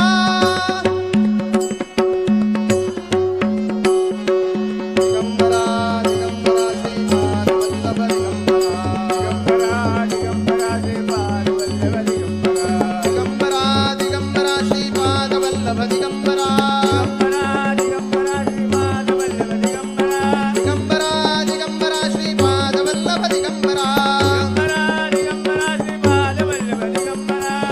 दिगंबरा दिगंबरा श्रीपाद वल्लभ दिगंबरा दिगंबरा दिगंबरा श्रीपाद वल्लभ दिगंबरा दिगंबरा दिगंबरा श्रीपाद वल्लभ दिगंबरा दिगंबरा श्रीपाद वल्लभ दिगंबरा दिगंबरा दिगंबरा श्रीपाद वल्लभ दिगंबरा अवधूत चिंतन श्री गुरुदेव दत्त जगदंब उदयोस्तु मंगलमूर्ति मोरया.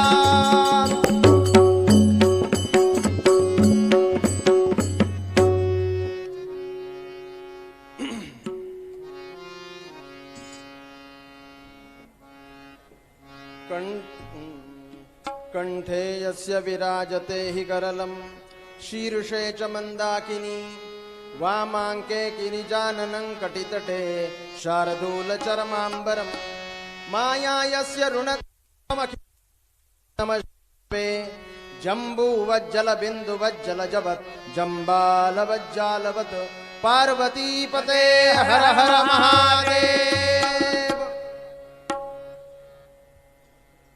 कैलास पर्वतावर बर्फाच्या शिळेवर बसलेले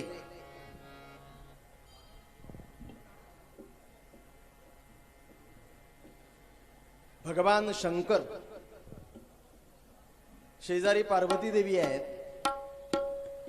आणि यांचा सुखसंवाद चालू असताना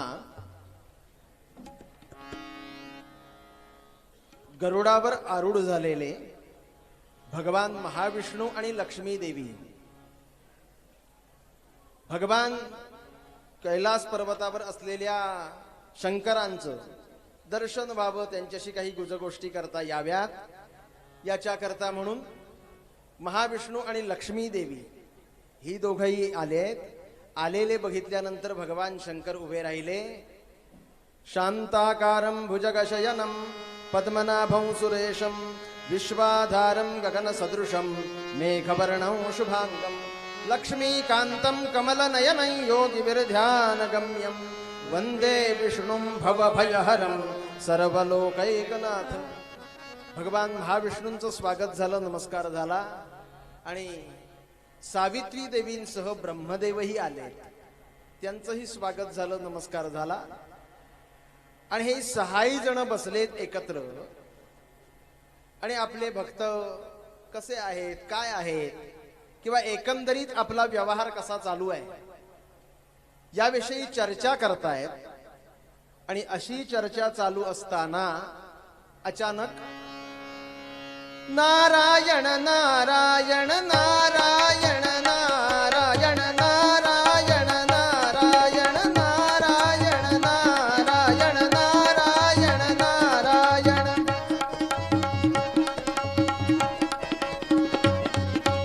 नारायण नारायण नारायण नारायण नारायण नारायण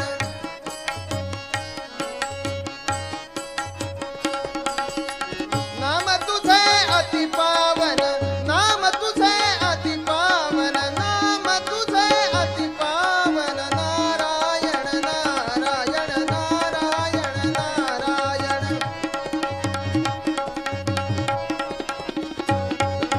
कमलापति कमल नयन, कमलापति कमल नयन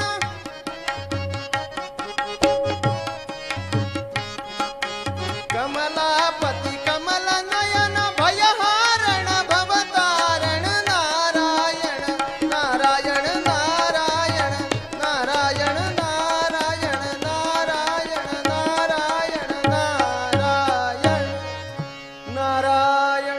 देवर्षी नारद आले हो. देवर्षी नारद आल्यानंतर त्यांचं कुठेही गेले तरी स्वागत व्हायचं. म्हणजे देवांकडे आले तरी देवानी स्वागत करावं, असुरांकडे गेले तरी असुरांनी स्वागत करावं, असे देवर्षी नारद. या 6ही जणांना आनंद झाला नारदांना बघितलं. आणि नारदांनाही आनंद झाला या सगळ्या 3 जोड्यांना बघितल्यामुळे. तिघांनाही साष्टांग नमस्कार केला नारदांनी आणि म्हटलं आज काय विशेष आहे. कैलास पर्वतावर जणू सर्व देवांची सभा असावी या पद्धतीने सगळ्या आपापल्या देवींसह देवता उपस्थित आहेत. आज काय विशेष असं म्हटल्यानंतर भगवान शंकर, नारायण, ब्रह्मदेव म्हणाले नारदा काही नाही. आम्ही देवदेवता आमच्या एक विचाराने काही सल्ला मसलत करून या संपूर्ण विश्वाचं रहाटगाडगं चालवतो. त्याप्रमाणे आम्ही एकत्र आलोय, काही सल्ला मसलत करतोय, गप्पा मारतोय. विशेष असं काहीच नाही, रोजच्या प्रमाणे नाही. तरी पण आपापल्या देवींसह इथे आलात म्हणून थोडं आश्चर्य वाटतंय. आश्चर्य म्हणण्यापेक्षा काहीतरी वेगळं आहे असं वाटतंय. तेव्हा काय आहे म्हटलं काही नाही नारदा, काही वेगळं वगैरे नाही. पण आम्ही तुला असं विचारतो तू इथे का आलायस. म्हटलं मी सहज आलो. नित्याप्रमाणे वैकुंठामध्ये आमच्या प्रभूंचं, भगवान नारायणांचं दर्शन घेण्याकरता आलो. तर तिथे गेल्यानंतर कळलं की नारायण कैलास पर्वतावर भगवान शंकरांच्या, शिवांच्या भेटी करता आलेत म्हणून ठीक आहे म्हटलं. म्हणून आपल्या वडिलांना भेटावं म्हणून ब्रह्मदेवांकडे सत्यलोकामध्ये आलो. तिथे गेल्यानंतर कळलं तेही कैलास पर्वतावर शंकरांना भेटायला गेले. म्हटलं आज काय विशेष आहे. सगळे तुमच्या इथे कैलास पर्वतावर आलेत म्हणून विचारतो. म्हटलं काही नाही, हा योगायोग आहे फक्त. म्हणजे हे आले त्याच वेळेला हे आले एवढंच. बाकी विशेष काहीतरी आहे, काही निमंत्रण दिलंय, विशेष सभा ठरवली असं काही नाही. पण म्हटलं नारदा तू आमच्या दर्शनाकरता रोज येतोस, त्याबद्दल काही आम्हाला शंका नाही, काही म्हणायचं नाही. पण आम्हाला शोधत म्हणजे मी नाही म्हणून सत्यलोकातून कैलास पर्वतावर असा जो सगळा फिरत फिरत आलास, तुला काही विशेष काही माहिती आहे का, काही बघितलंयस का. म्हटलं नाही नाही, तसं माझ्याकडे काय असणार विशेष. आम्ही तुमच्या दर्शनाने, तुमच्या नामस्मरणाने, तुमच्या भक्तीमध्ये तल्लीन असलेले आम्ही भक्त तुमचे, आम्हाला काय विशेष. नाही नाही तसं नको सांगूस. तू स्वर्ग, मृत्यू, पाताळ तिन्ही ठिकाणी तुझं भ्रमण असतं. त्यामुळे काहीतरी पाताळामध्ये विशेष, काहीतरी स्वर्गामध्ये विशेष, काहीतरी पृथ्वी तलावर विशेष, असं काही बघितलंयस का. म्हटलं तसं काही बघितलं नाहीये. पण आता तुम्ही विचारता म्हणून सांगतो. पृथ्वी तलावर एक विशेष बघितलंय, आश्चर्य बघितलं. म्हटलं आश्चर्य काय आहे. नाही, तुमच्या देवतांचेच भाग असलेले झाला अग्नी शीतल यच्चित्ता अनुसरुनि पवन वहे. पृथ्वी तलावर एका आश्रमामध्ये अशी गोष्ट चालली आहे. शरयू तीरावर असलेला अत्री ऋषींचा आश्रम, आणि त्या आश्रमामध्ये एक मी नवल बघितलं, विशेष बघितलं. म्हटलं नवल विशेष आश्चर्य काय काय काय बघितलंस? म्हटलं मघाशी म्हटल्याप्रमाणे तुमचेच देवच असलेले अग्निनारायण त्या आश्रमामध्ये अतिशय शांतपणाने राहतात. अग्नी शांत राहतो शक्य आहे? अग्नी आहे पण शांत आहे. ते म्हणे शांत आहे. तच्चित्ता अनुसरुनि पवन वहे. तिथे असलेली साध्वी पतिव्रता अनसूया, त्या अनसूयेला अनुकूल होईल असाच तिथे वारा वाहतो. म्हणजे वारा सुद्धा तिच्या अनुकूलतेनुसार. सूर्यनारायण दुपारच्या वेळेला माध्यान्हकाळी म्हणजे त्या वेळेला तिथे आले माध्यान्नी, की हिच्या आश्रमावर हिला त्रास होईल एवढ्या प्रखरतेने तापत नाहीत. तिच्या आश्रमाकरता फक्त शीतलता असते. असं सगळं देवतांचं त्या ठिकाणी चाललंय. म्हणून म्हटलं असं का होतंय म्हणून बघायला म्हणून आले. गेलो तर त्या आश्रमामध्ये असलेली अत्री ऋषींची भार्या अनसूया, जी खरोखरच नावाप्रमाणे आहे अनअसूया, म्हणजे जिला कोणाबद्दलही असूया नाही अशी अशी ती अनसूया त्या आश्रमामध्ये राहते. आणि ती अशी पतिव्रता आहे की देवतांना सुद्धा भीती वाटते तिची. का? ती पतिव्रता आहे. जर समजा आमच्याकडून काहीतरी चूक झाली तर देवतांना शासन करेल अशी भीती वाटते. म्हणजे देव सुद्धा तिला घाबरून असतात. इतकी इतकी. काय म्हणतोस नारदा, इतकी पतिव्रता अशी आहे, अशी साध्वी आहे? हो, मी तर असं म्हणेन की स्वर्ग मृत्यू पाताळ या त्रिखंडात तिच्यासारखी पतिव्रता कुणीच नाही. एवढी सगळ्यामध्ये श्रेष्ठ पतिव्रता कोण असेल तर ती अनसूया. आता या स्वर्ग मृत्यू पाताळात तिच्यासारखी, या त्रिखंडात तिच्यासारखी श्रेष्ठ पतिव्रता कोणी नाही असं सगळ्यांनी ऐकलं. पण या देवांना काही फारसं वाटलं नाही हो. त्यांच्या बरोबर ज्या होत्या ना, तुझ्यापेक्षा तिची साडी चांगली आहे असं म्हटलं की हिचं काय होतं. तसं त्या तिघींचं झालं हो. त्या तिघी जणी ताडकन उठून उभ्या राहिल्या. म्हटलं नारदा नारदा, आम्ही ऐकून घेतो म्हणून काही बोलशील?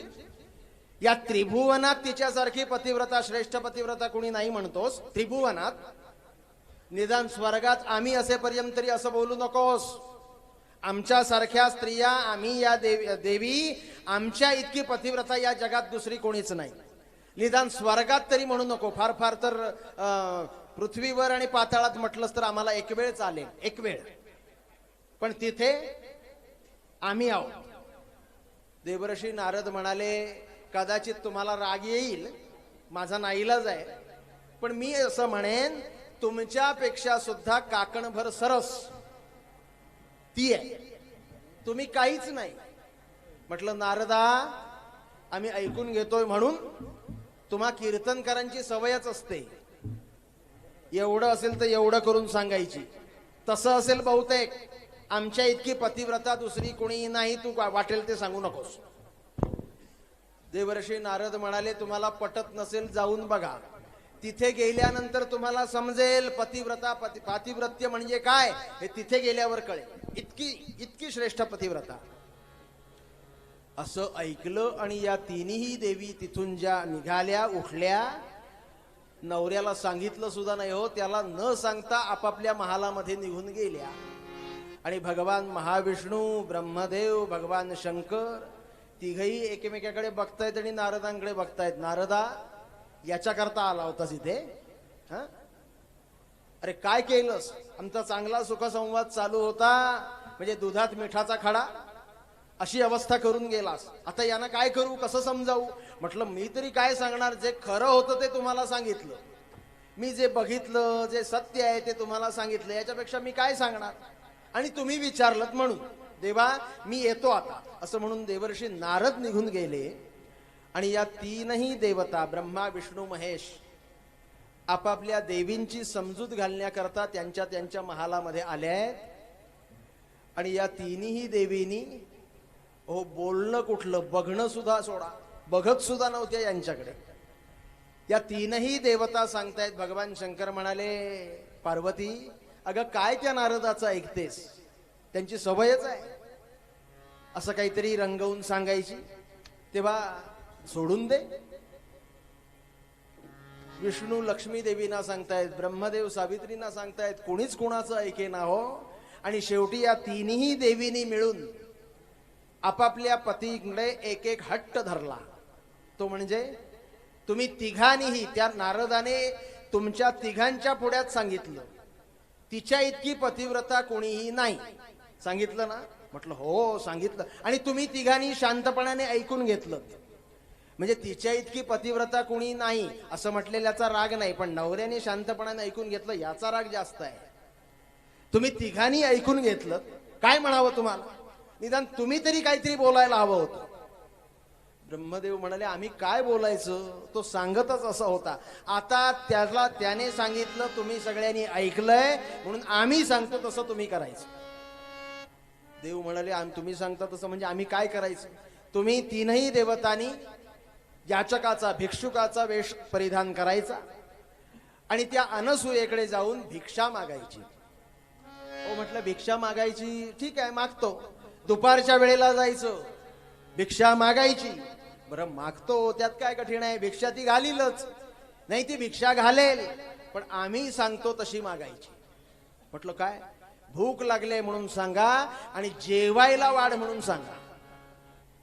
म्हटलं जेवायला सुद्धा वाढील ना ती, अन्नदान करेल. नाही नाही आम्ही सांगू तसं.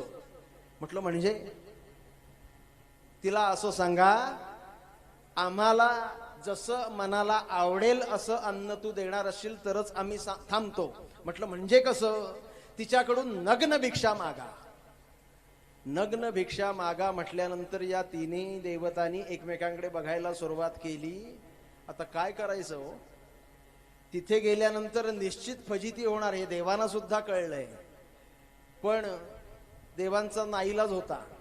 काय असतं, राजहट्ट, बालहट्ट आणि स्त्रीहट्ट या तीन हट्टापुढे मनुष्य कितीही घट्ट असला तरी तो मठ्ठ होतो. काय चालत नाही हो त्याचं. शेवटी या तिघींच्या सांगण्यावरून या तिन्ही देवता ब्रह्मा विष्णू महेश भिक्षुकाचा वेश घेऊन या अनसूया मातेच्या आश्रमापर्यंत आले. ओम भवती भिक्षां देहि. दुपारची वेळ आणि त्या पतिव्रतेला अनसूयेला सांगितलं, पुकारा केला आणि त्याप्रमाणे अनसूया बाहेर आली. या तीनही भिक्षुकांना, याचकांना बघितलं, नमस्कार केला. म्हटलं या हातपाय धुणं होऊ दे, आत बसा. आत बसवलं. म्हटलं काय हवंय, आम्हाला भूक लागली, भिक्षा वाढा. म्हटलं भिक्षा वाढते, पण असं करा, माझे पती आता स्नाना करता गेले, स्नान करून एवढ्यात येतील, माध्यान्ह स्नान संध्या आठवून एवढ्यात येतील, दैवाला नैवेद्य होईल, वैश्वदेव होईल आणि मग तुम्हाला वाढते.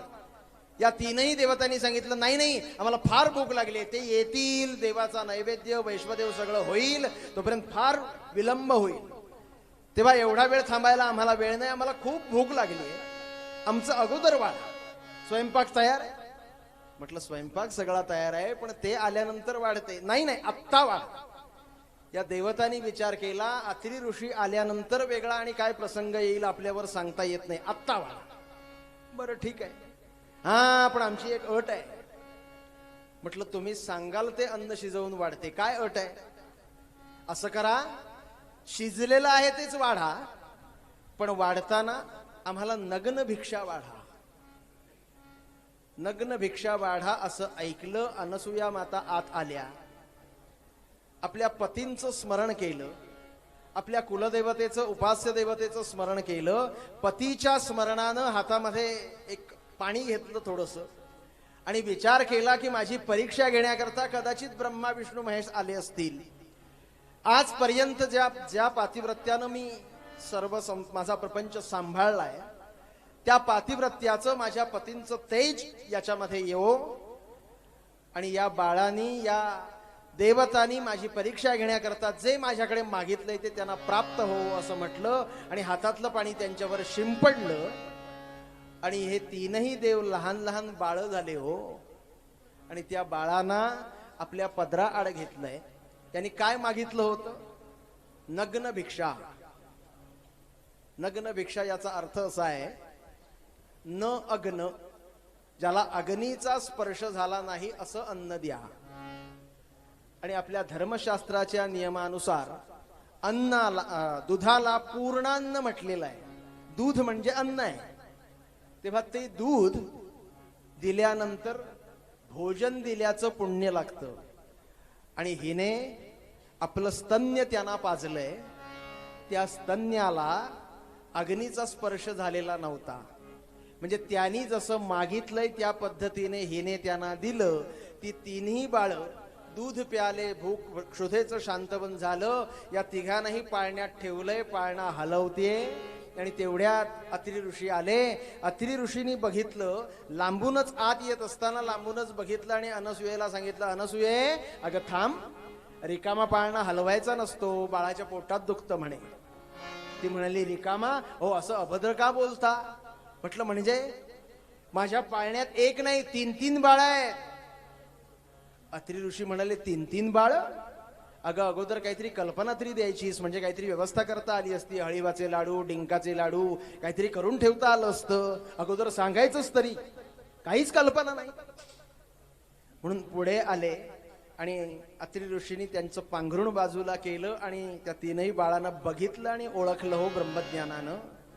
आणि आपल्या पत्नीची महती कळली. पुन्हा पांघरुण घालून ठेवलंय. आणि या 3 देवता देवी उमा, रमा, सावित्री या वाट बघतायत. आमचे पती गेलेत, आता येतील, आता येतील. त्यांची तळमळ नारदांनी जाणली आणि देवर्षी नारद या अत्रि ऋषींच्या आश्रमापर्यंत आले. आणि या नारदांना माहिती होतं काय अवस्था साधारण झाली असेल, म्हणून त्यांना बघण्याकरता म्हणून देवर्षी नारद अत्रि ऋषींच्या आश्रमात येतात. बरं, नारद येतात ते शांतपणाने येत नाही तो कधी. भगवंतांचं नामस्मरण करत करत आले आणि या तीनही देवता ज्या झोपल्या होत्या ना, त्यांना नारद आलेले कळले. त्याबरोबर या तिन्ही देवतांनी आपल्या तोंडावरून पांघरुण घ्यायला सुरुवात केली. का? आपला चेहरा दिसू नये म्हणून. नारायण नारायण श्रीमन्नारायण नारायण नारायण नारायण नारायण श्रीमन्नारायण नारायण नारायण नारायण नारायण नारायण नारायण नारायण नारायण श्रीमन्नारायण नारायण नारायण नारायण नारायण श्रीमन्नारायण नारायण नारायण नारायण नारायण लक्ष्मी नारायण नारायण नारायण नारायण नारायण श्रीमन्नारायण नारायण नारायण नारायण नारायण श्रीमन्नारायण नारायण नारायण नारायण. देवर्षी नारद आलेले कळल्यानंतर या देवांची धांदल झाली हो. पांघरुण ओढतायत, डोक्यावरून घेतायत, पण पाय उघडे पडतायत. पुन्हा पायाकडे घ्यावं तर तोंड उघडं पडायला लागलं. पण नारद ते पुढे आले, पाळण्यात वाकून बघितलं. म्हटलं, ऋषी आपल्या घरात पाळणा? हो, 3-3 बाळ आहेत.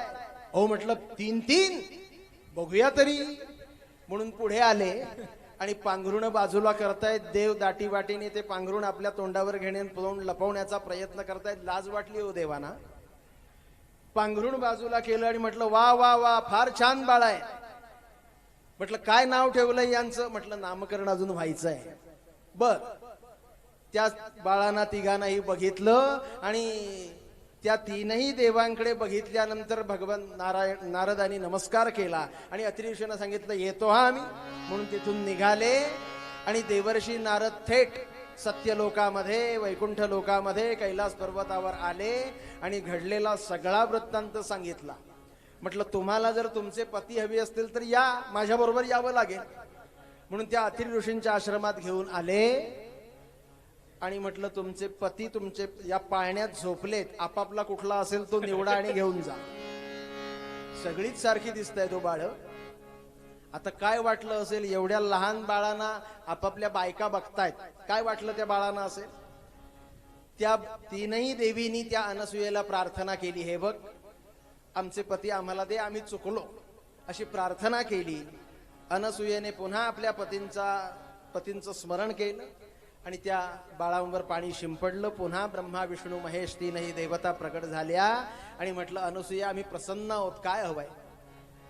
म्हटलं माझं स्तन्य दूध प्यालात, त्याप्रमाणे माझ्या पोटी तिघांनीही जन्म घ्या. या तिघांनीही तथास्तु म्हटलं आणि तीनही देवता आपापल्या देवींसह पुन्हा आपापल्या स्थानी आल्या आहेत. आणि अत्रि ऋषींच्या सेवेमध्ये असलेली अनसुया, तिलाही दिवस गेलेत. भगवंतानी ज्याप्रमाणे आशीर्वाद दिलाय त्याप्रमाणे या देवता पुन्हा प्रकट होण्याकरता, अवतारित होण्याकरता या अनसुया मातेच्या गर्भामध्ये लहानच म्हणजे गर्भ वाढतोय. आणि वाढत वाढत सगळे डोहाळे पुरवून झाले अत्रि ऋषींनी. आणि मनोहर मार्गशीर्ष मास, प्रत्यक्ष भगवंतांना यायचं म्हटल्यानंतर त्या पद्धतीने सगळी सुबत्ता पाहिजे हो. पृथ्वीवरही आनंद आहे, सगळ्याला पृथ्वीलाच आनंद आहे, अवकाशाला आनंद आहे. का इथे प्रत्यक्ष भगवंत येणार आहे आणि तो बघण्याकरता अवकाशामध्ये सगळ्या देवतांची दाटी होणार आहे. त्या पद्धतीने सगळीकडे दाटी झाली आहे. या मार्गशीर्ष महिन्यातली मधली पौर्णिमा तिथी त्या तिथीला आणि पूर्ण 24 तासाचा दिवस म्हटला तर त्यातला माध्यान्ह काळ म्हणजे संध्याकाळ, असा प्रदोष काळ भगवान ब्रह्मा विष्णू महेश या तीनही देवतांनी आपण अवतारित होण्याकरता म्हणून तो काळ निवडला. आणि अशा काळी सर्व भक्त मंडळींना, सर्व श्रोत्यांना एक विनंती आहे. तुम्हाला प्रत्येकाला फूल दिलंय. जन्मकाळाची आर्या म्हटल्यानंतर नामस्मरण होईल. कुणीही फुलं तिथून इथपर्यंत फेकायची नाहीये, कारण आपल्याला जे फूल दिलंय ते भगवंतांच्या पायावर किंवा भगवंतांना समर्पित करण्याकरता दिलंय. प्रत्येकाकडे मूर्ती येणार आहे. ती मूर्ती आपल्या समोर आल्यानंतर त्या मूर्तीवर सगळ्यांनी आपल्या हाताने फुल वाहा, कारण तुम्ही जर तिथून फेकलं तर इथपर्यंत येणार नाही. आणि दुसरी गोष्ट, ते कुठेतरी पायदळी तुडवलं जाईल. तेव्हा भगवंता करता वाहायचं फुल भगवंतांनाच वाहा. सगळ्यांनी आपापल्या हातात ठेवून द्या. ते झाल्यानंतर, जन्म झाल्यानंतर कोणी लगेच उठून पाळण्याकडे येऊ नका, कृपया विनंती आहे. कारण एवढी सगळी गर्दी आहे, या सगळ्या गर्दीमध्ये सगळ्यांनाच ते शक्य होणार नाही, म्हणून विनंती करतो. तेव्हा कोणी पुढे येऊ नका. प्रत्येकाकडे बाळ येणार आहे, तिथे दर्शन घ्या. सगळ्यांनी शांतपणाने बसा. अशा मनोहर मार्गशीर्ष मासामध्ये प्रदोष काळाला या देवतांनी प्रकट होण्याकरता सगळ्या देवतांनी गर्दी केली. सगळे देवदेवता आले आहेत, गंधर्व आले आहेत, यक्ष किन्नर सर्वजण भगवंतांचं अवतारित रूप बघण्याकरता मार्गी प्रदोष काळी ब्राकामृग शीर्ष युक्त बुधवारी अत्रिगृही अवतरुणी झाला प्रकट स्वभक्त जन कैवारी. राम राम राम हरे हरे राम राम राम राम सीतापते राम राम. अवधूत चिंतन श्री गुरुदेव दत्त. भगवंत आपल्यापर्यंत यावेत असं वाटतंय ना सगळ्यांना. मग जरा एकदा जय जयकार जोरात करा ना हो. मी माझा जय जयकार करायला सांगतोय का?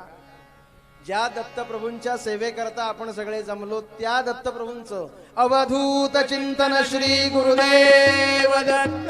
हो, एवढ्या सगळ्या मंडळींचा आवाज आल्यानंतर माणगावचा आवाज कुडाळपर्यंत गेला पाहिजे. माझ्यापर्यंत सुद्धा येत नाही. असो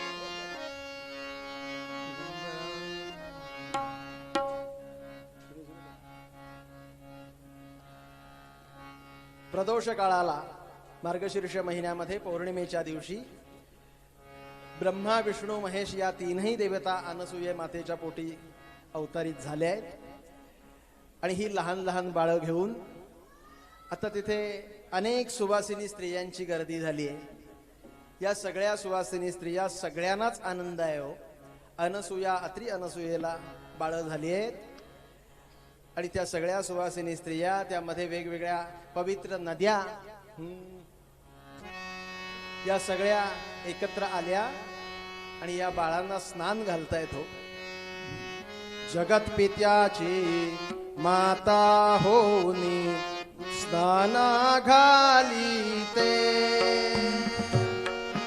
जगत पित्याची माता होनी स्नाना घाली ते, त्रिभुवनपतीच्या स्त्रिया पाहुनी धन्य म्हणती सती ते, त्रिभुवनपतीच्या स्त्रिया पाहुनी धन्य म्हणती सती ते, गंगा गोदा यमुना येती तशाच देव स्त्रिया, गंगा यमुना गोदा येती तशाच देव स्त्रिया, प्रभुला घेऊनी मांडीवरती स्नाना घालाया, प्रभुला घेऊनी मांडीवरती स्नाना घालाया, जगत पित्याची माता होनी स्नाना घाली ते, जगत पित्याची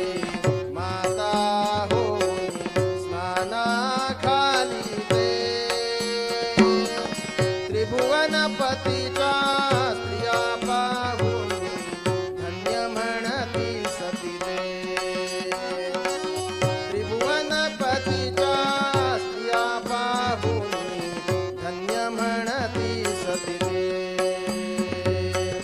त्रिभुवनपतीच्या स्त्रिया पाहुनी धन्य म्हणती सती ते.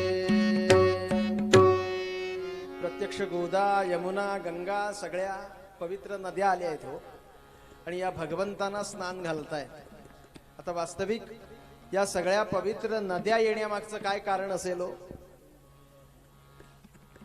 जो निर्गुण निराकार आणि शुद्ध पवित्र असलेला परमात्मा, त्या परमात्म्याला स्नान घालायचं. वास्तविक जो शुद्ध आहे, जो पवित्र आहे, निर्गुण आहे, निराकार आहे, अशा भगवंताला कशाला स्नान पाहिजेच का? पण त्याच्या करता या पवित्र नद्या येतात. याचं कारण असं आहे की या नद्यांचं उगमस्थान म्हणजे भगवंतांचे चरण आहेत हो. आणि त्या सगळ्या नद्यांना आपल्या उगमस्थानामध्ये म्हणजे आपल्या माहेरी आपल्या भगवंतांच्या चरणाकडे जायला मिळतंय, याचा आनंद झाला. एखाद्या स्त्रीला आपल्या माहेरी जाताना जसा आनंद होतो ना, तसा या सगळ्या नद्यांना या परमात्म्याच्या चरणकमलाकडे जायला मिळणार याचा आनंद झाला. म्हणून सगळ्यांनी दाटीवाटी केली आणि सगळ्या त्या स्त्रीच्या स्वरूपामध्ये नद्या आल्या आणि भगवंतांना स्वच्छ केलं. भगवंतांना स्नान घातलंय. सगळी बाळ लेणी भगवंतांना समर्पित केली आहे आणि सुवासिनी स्त्रियांनी एकत्र येऊन या परमात्म्याला पाळण्यात ठेवलाय. आणि भगवंताला पाळणं म्हणण्याकरता सुवासिनी स्त्रिया एकत्र आल्या.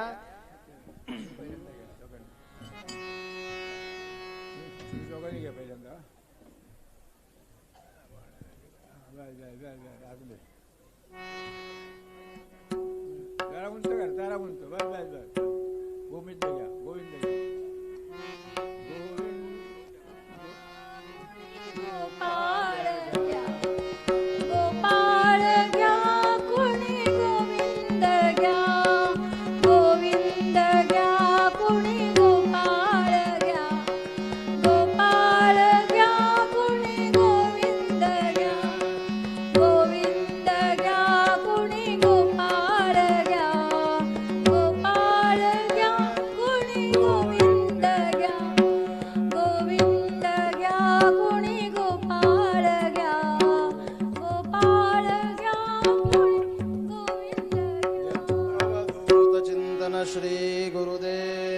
दत्त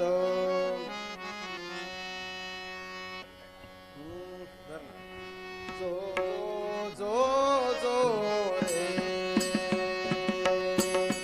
सुकुमारा दत्तात्रय अवतारा बाळा जो जो रे कमलासन विष्णू त्रिपुरारी अत्रि मुनीचे घरी सत्वहरू आले नवल परी रमत बडीला दुरी बाळा जो जो रे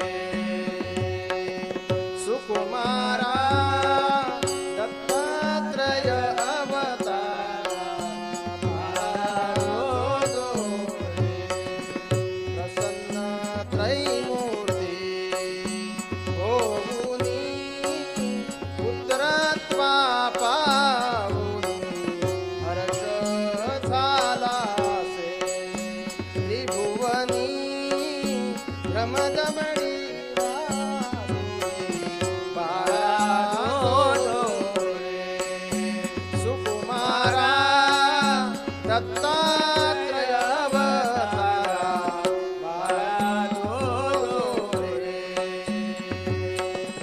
पालक बांधियला सायासी निर्गुण ऋषीचे वंशी पुत्र जन्मला ऋषिकेशी अनसूयेच्या कुशी बाळा जो जो रे सुकुमारा दत्तात्रय अवतारा बाळा जो रे षडदश नामासी आधार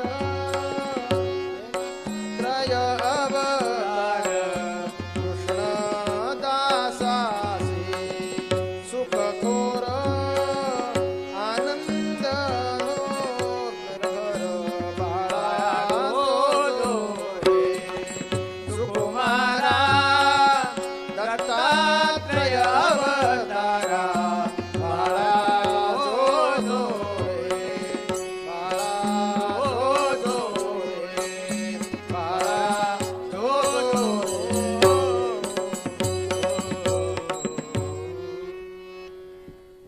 भजकाच्या माहेरा बाळा जो जो रे सह्याद्रीवरी जो त्रिसुता अनुसूया जठरात प्रगटुनी विख्यात हो दत्ता तारिल जो निज भक्त जय जगदुद्धारा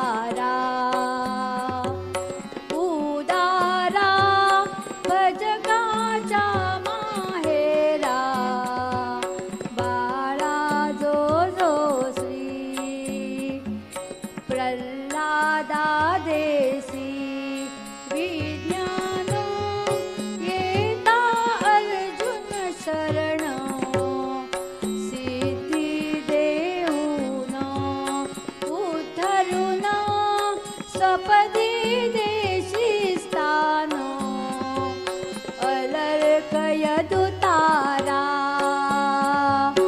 योगीवरा भजकांच्या माहेरा बाळा जो जो श्री बाळा जो जो श्री बाळा जो जो श्री पंचपदी चालू करा पंचपदी चालू करा घाल नाही अवधूत चिंतन श्री गुरुदेव दत्त. आता पंचपदी होईल. नामस्मरण, पंचपदी नामस्मरण आपण सगळ्यांनी करूया. सगळ्यांकरता बालमूर्ती दर्शनाकरता सगळ्यांच्या समोर येईल. कुणी घाई गडबड करू नका. उद्धरी गुरु राया अनसूया कनया दत्तात्रेया. उद्धरी गुरु राया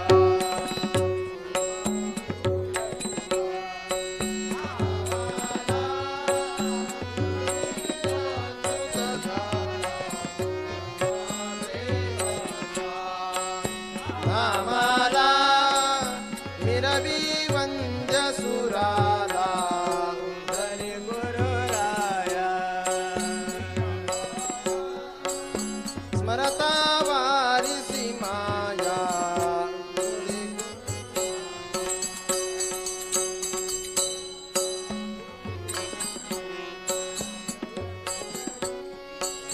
सह्याद्रीचे शिखरी निवसे गंगेचे. स्नान करी भिक्षा कोल्हापुरी. स्मरता दर्शन दे वारी भया तो तू आगम घेया. उद्धरी गुरु राया अनुसूया कनया दत्तात्रेया. उद्धरी गुरु राया तू वांदेसी देसी सौभाग्या वाढवेसी. स्मरता प्रेतासी जीवविसी सद्वरदाना देसी. यास्तव वासुदेव तव माया करिता तारी सदया. उद्धरी गुरु राया अनुसूया कनया दत्तात्रेया.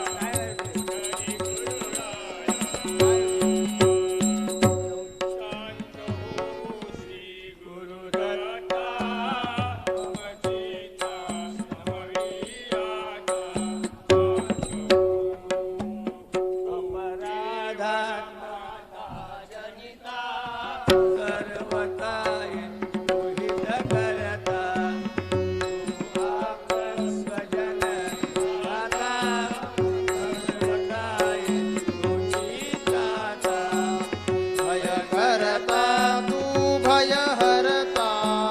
दंड धरता तू परिपाता. तुझ वाचुनी न तुझी वार्ता.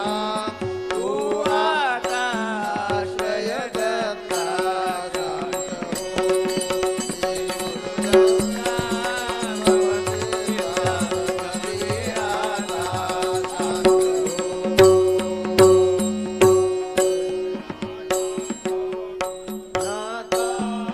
तरी दंडा धरिसी यथार्था. तरी आम्ही गाऊनी गाता तव चरणी नमवू माता. तू तथापि दंडिसी देवा. कोणाचा मग करू धावा. सोडविता दुसरा तेव्हा. कोण दत्ता मात्राचा. नमस्ता समवी आता शांत हो. श्री गुरु दत्ता मम जेता समवी आता शांत हो.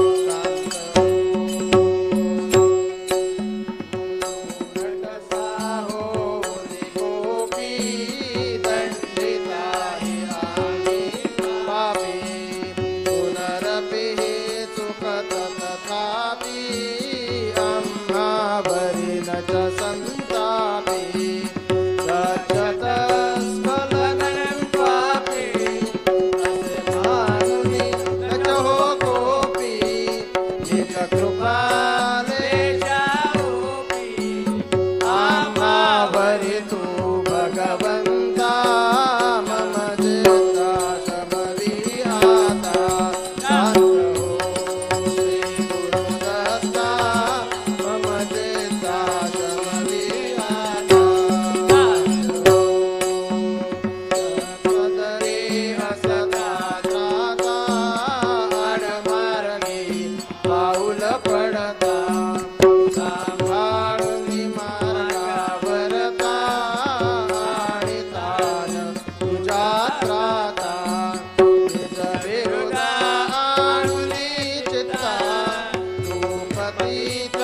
पावन दत्ता बळे आता आम्हा भरता करुणा घन तू गुरुनाथा मम चित्ता समधी आता शांत हो श्री गुरुदत्ता मम चित्ता समधी आता शांत हो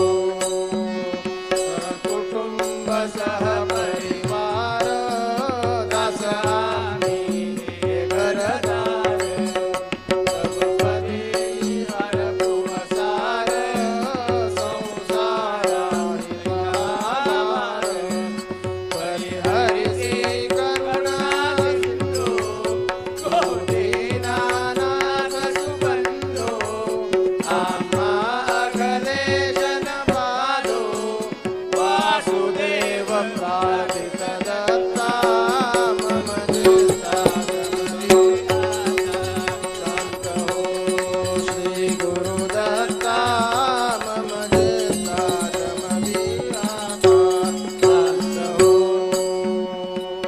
श्री गुरुदत्ता जय भगवंता ते मन निष्ठुर न करी आता श्री गुरुदत्ता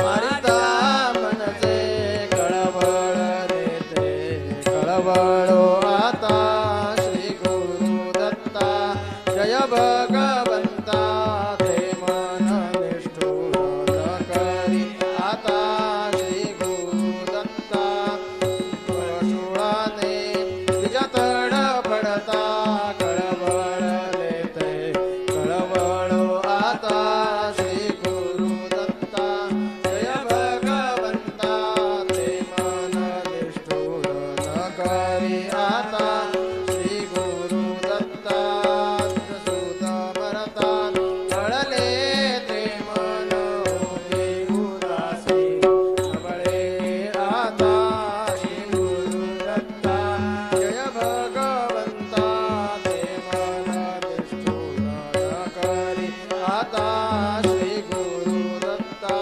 अधिपती मरता काकुळती येता पडले ते मन नवळे की आता श्री गुरुदत्ता जय भगवंता ते मन निष्ठुर न करी आता श्री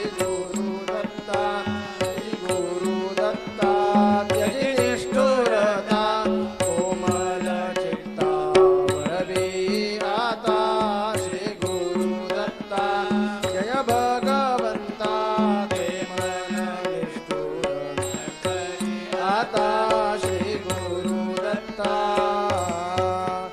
जय करुणाघन निज जन जीवन अनसुयानंद पाहि जनार्दन जय करुणाघन निज अपराधे उपराठी दृष्टी होऊनी पोटी भय धरू पावन जय करुणाघन निज जन जीवन अनसुयानंद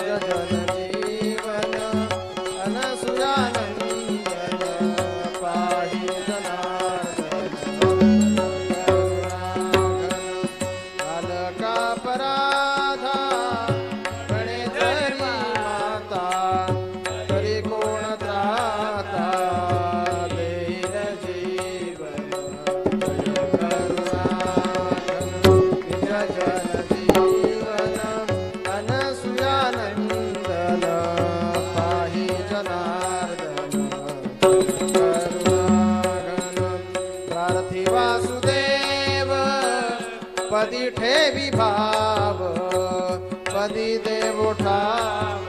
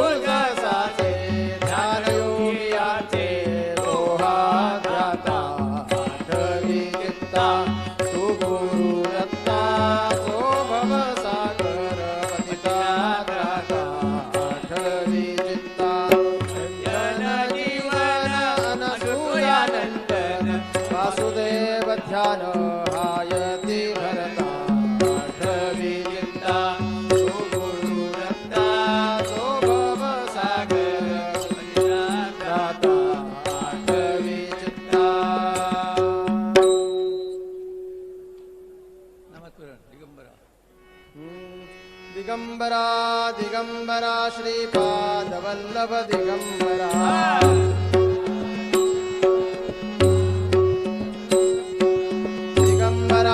दिगंबरा श्रीपाद वल्लभ दिगंबरा.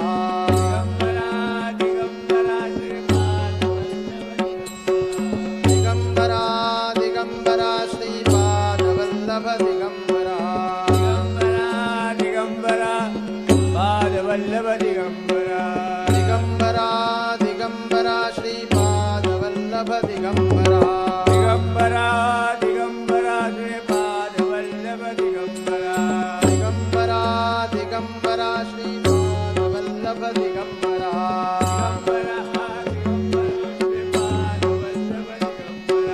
दिगंबरा दिगंबरा श्रीपाद वल्लभ दिगंबरा. दिगंबरा श्रीपाद वल्लभ दिगंबरा. दिगंबरा दिगंबरा श्रीपाद वल्लभ दिगंबरा. दिगंबरा श्रीपाद वल्लभ दिगंबरा. दिगंबरा दिगंबरा श्रीपाद वल्लभ दिगंबरा. दिगंबरा श्रीपाद दिगंबरा दिगंबरा श्रीपाद वल्लभ दिगंबरा. दिगंबरा पाद वल्लभ दिगंबरा. दिगंबरा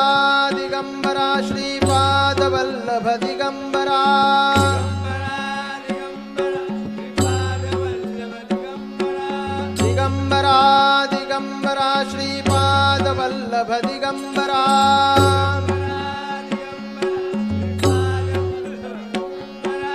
दिगंबरा दिगंबरा श्रीपाद वल्लभ दिगंबरा.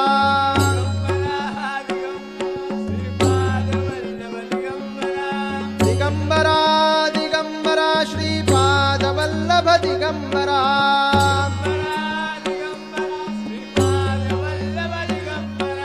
दिगंबरा दिगंबरा श्रीपाद वल्लभ दिगंबरा.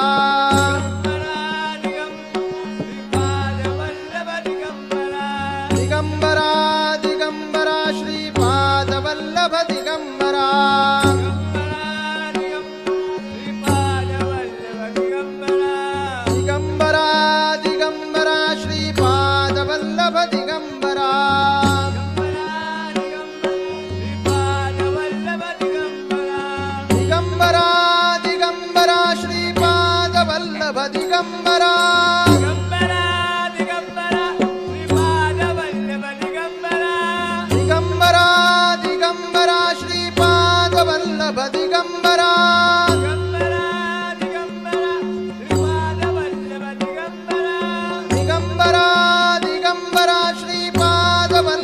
दिगंबरा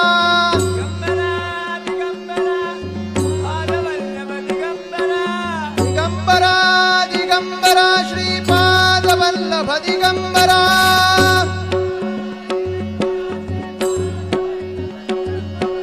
दिगंबरा दिगंबरा श्रीपाद वल्लभ दिगंबरा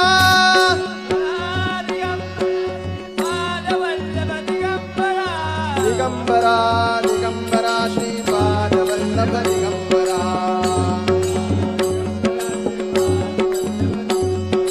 दिगंबरा दिगंबरा श्रीपाद वल्लभ दिगंबरा दिगंबरा दिगंबरा श्रीपाद वल्लभ दिगंबरा दिगंबरा दिगंबरा श्रीपाद वल्लभ दिगंबरा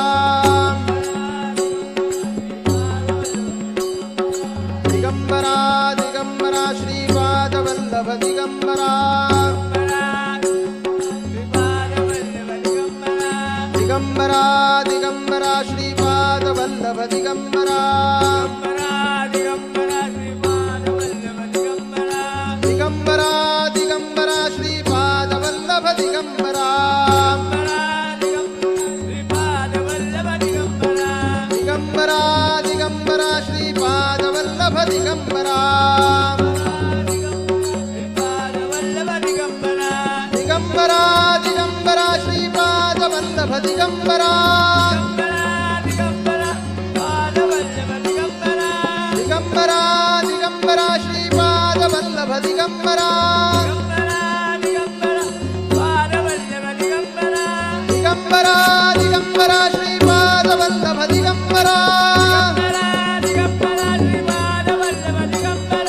दिगंबरा दिगंबरा श्रीपाद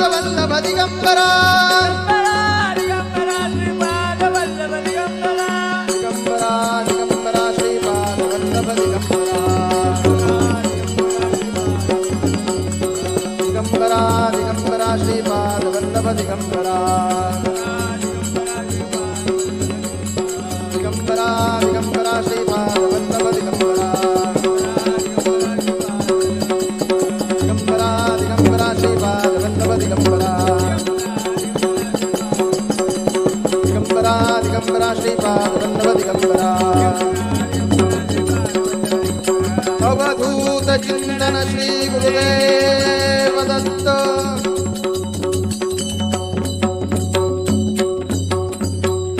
श्रीमत् परमहंस परिव्राजकाचार्य वासुदेवानंद सरस्वती स्वामी महाराज की जय. कृपया सगळ्यांनी खाली बसून घ्या. आरतीला उभं राहाल त्यावेळी मग उभं राहा.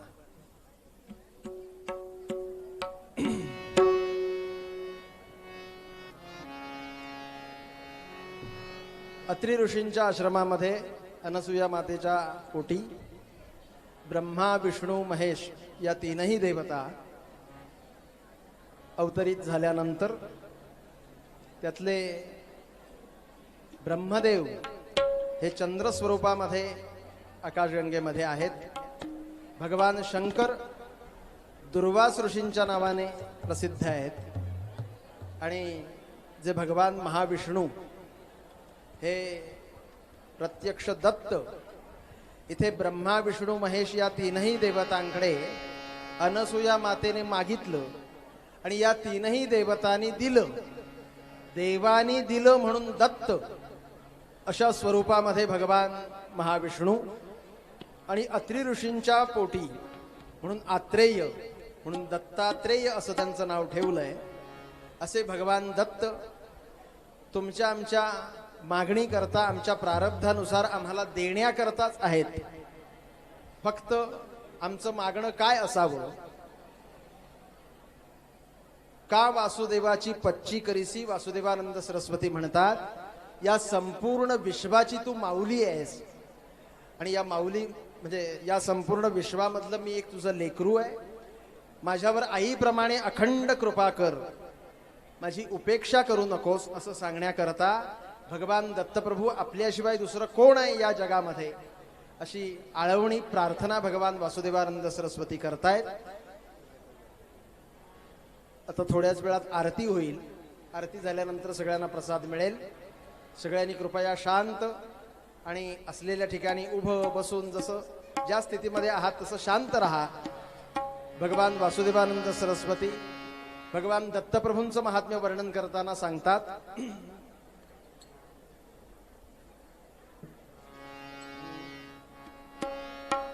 कोण या जगाचा करी प्रतिपाळ होऊनी कनवाळ काळत्रयी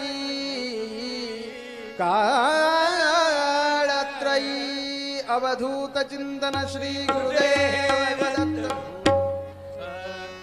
दान दे गा देवा तुझा विसरण व्हावा गुण गायीन आभळी हेची मान सर्व नलगे मुक्ती धन संपदा संत संग वेगा सदा कामणे गर्भवासी सुखे घालावे आम्हासी. करीतो प्रेमे तुझ निरांजन स्थिरवनी या मन दत्तात्रेया सद्गुरुवर्या भावार्थे करुण धरणीवर नर पीडित झाले भवरोगे सर्व काम क्रोधाधिकारी वर्गे व्यापुनी सगर्व योग याग तप दान नेणती असताही अपूर्व सुलभपणे निज भजने त्यासी उद्धरितो शरव.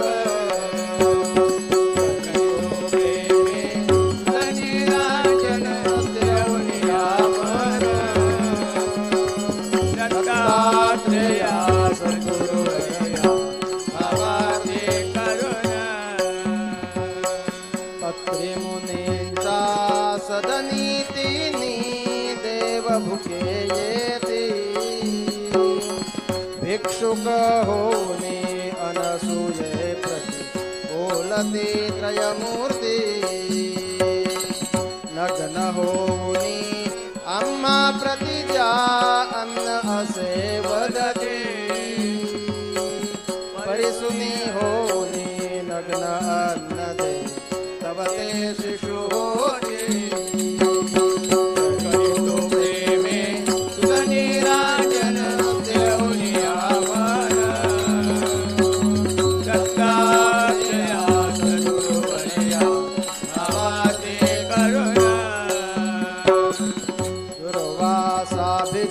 मौनी जाहला शंभु प्रमतेंद्र ब्रह्मदेव तो जाहला चंद्र जाहला तो उपेंद्र दत्तात्रेय जो भीत निद्र जो तारक योगींद्र वासुदेव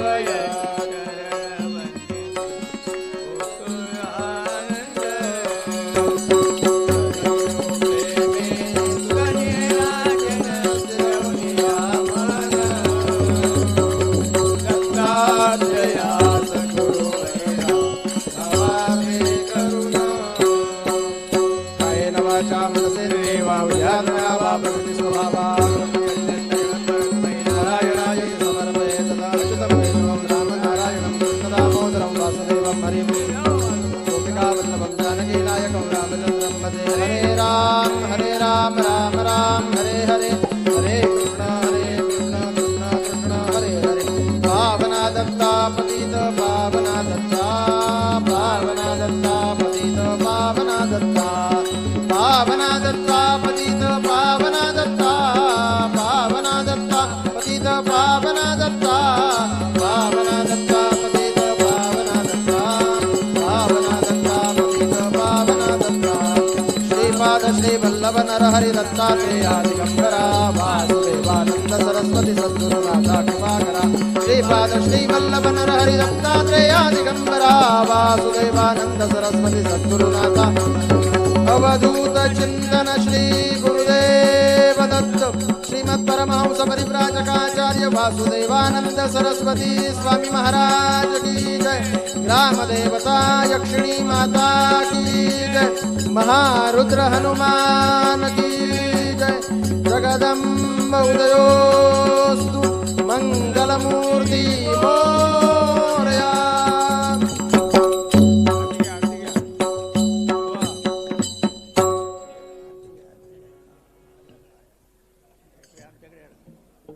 आमच्याकडे हळद का काम झालं. त्याच्याकडे घ्या, त्याच्याकडे ह्याच्याकडे देवा. ठेवतो तो बघा हो का इतर आता ह्याच्याकडे देवा.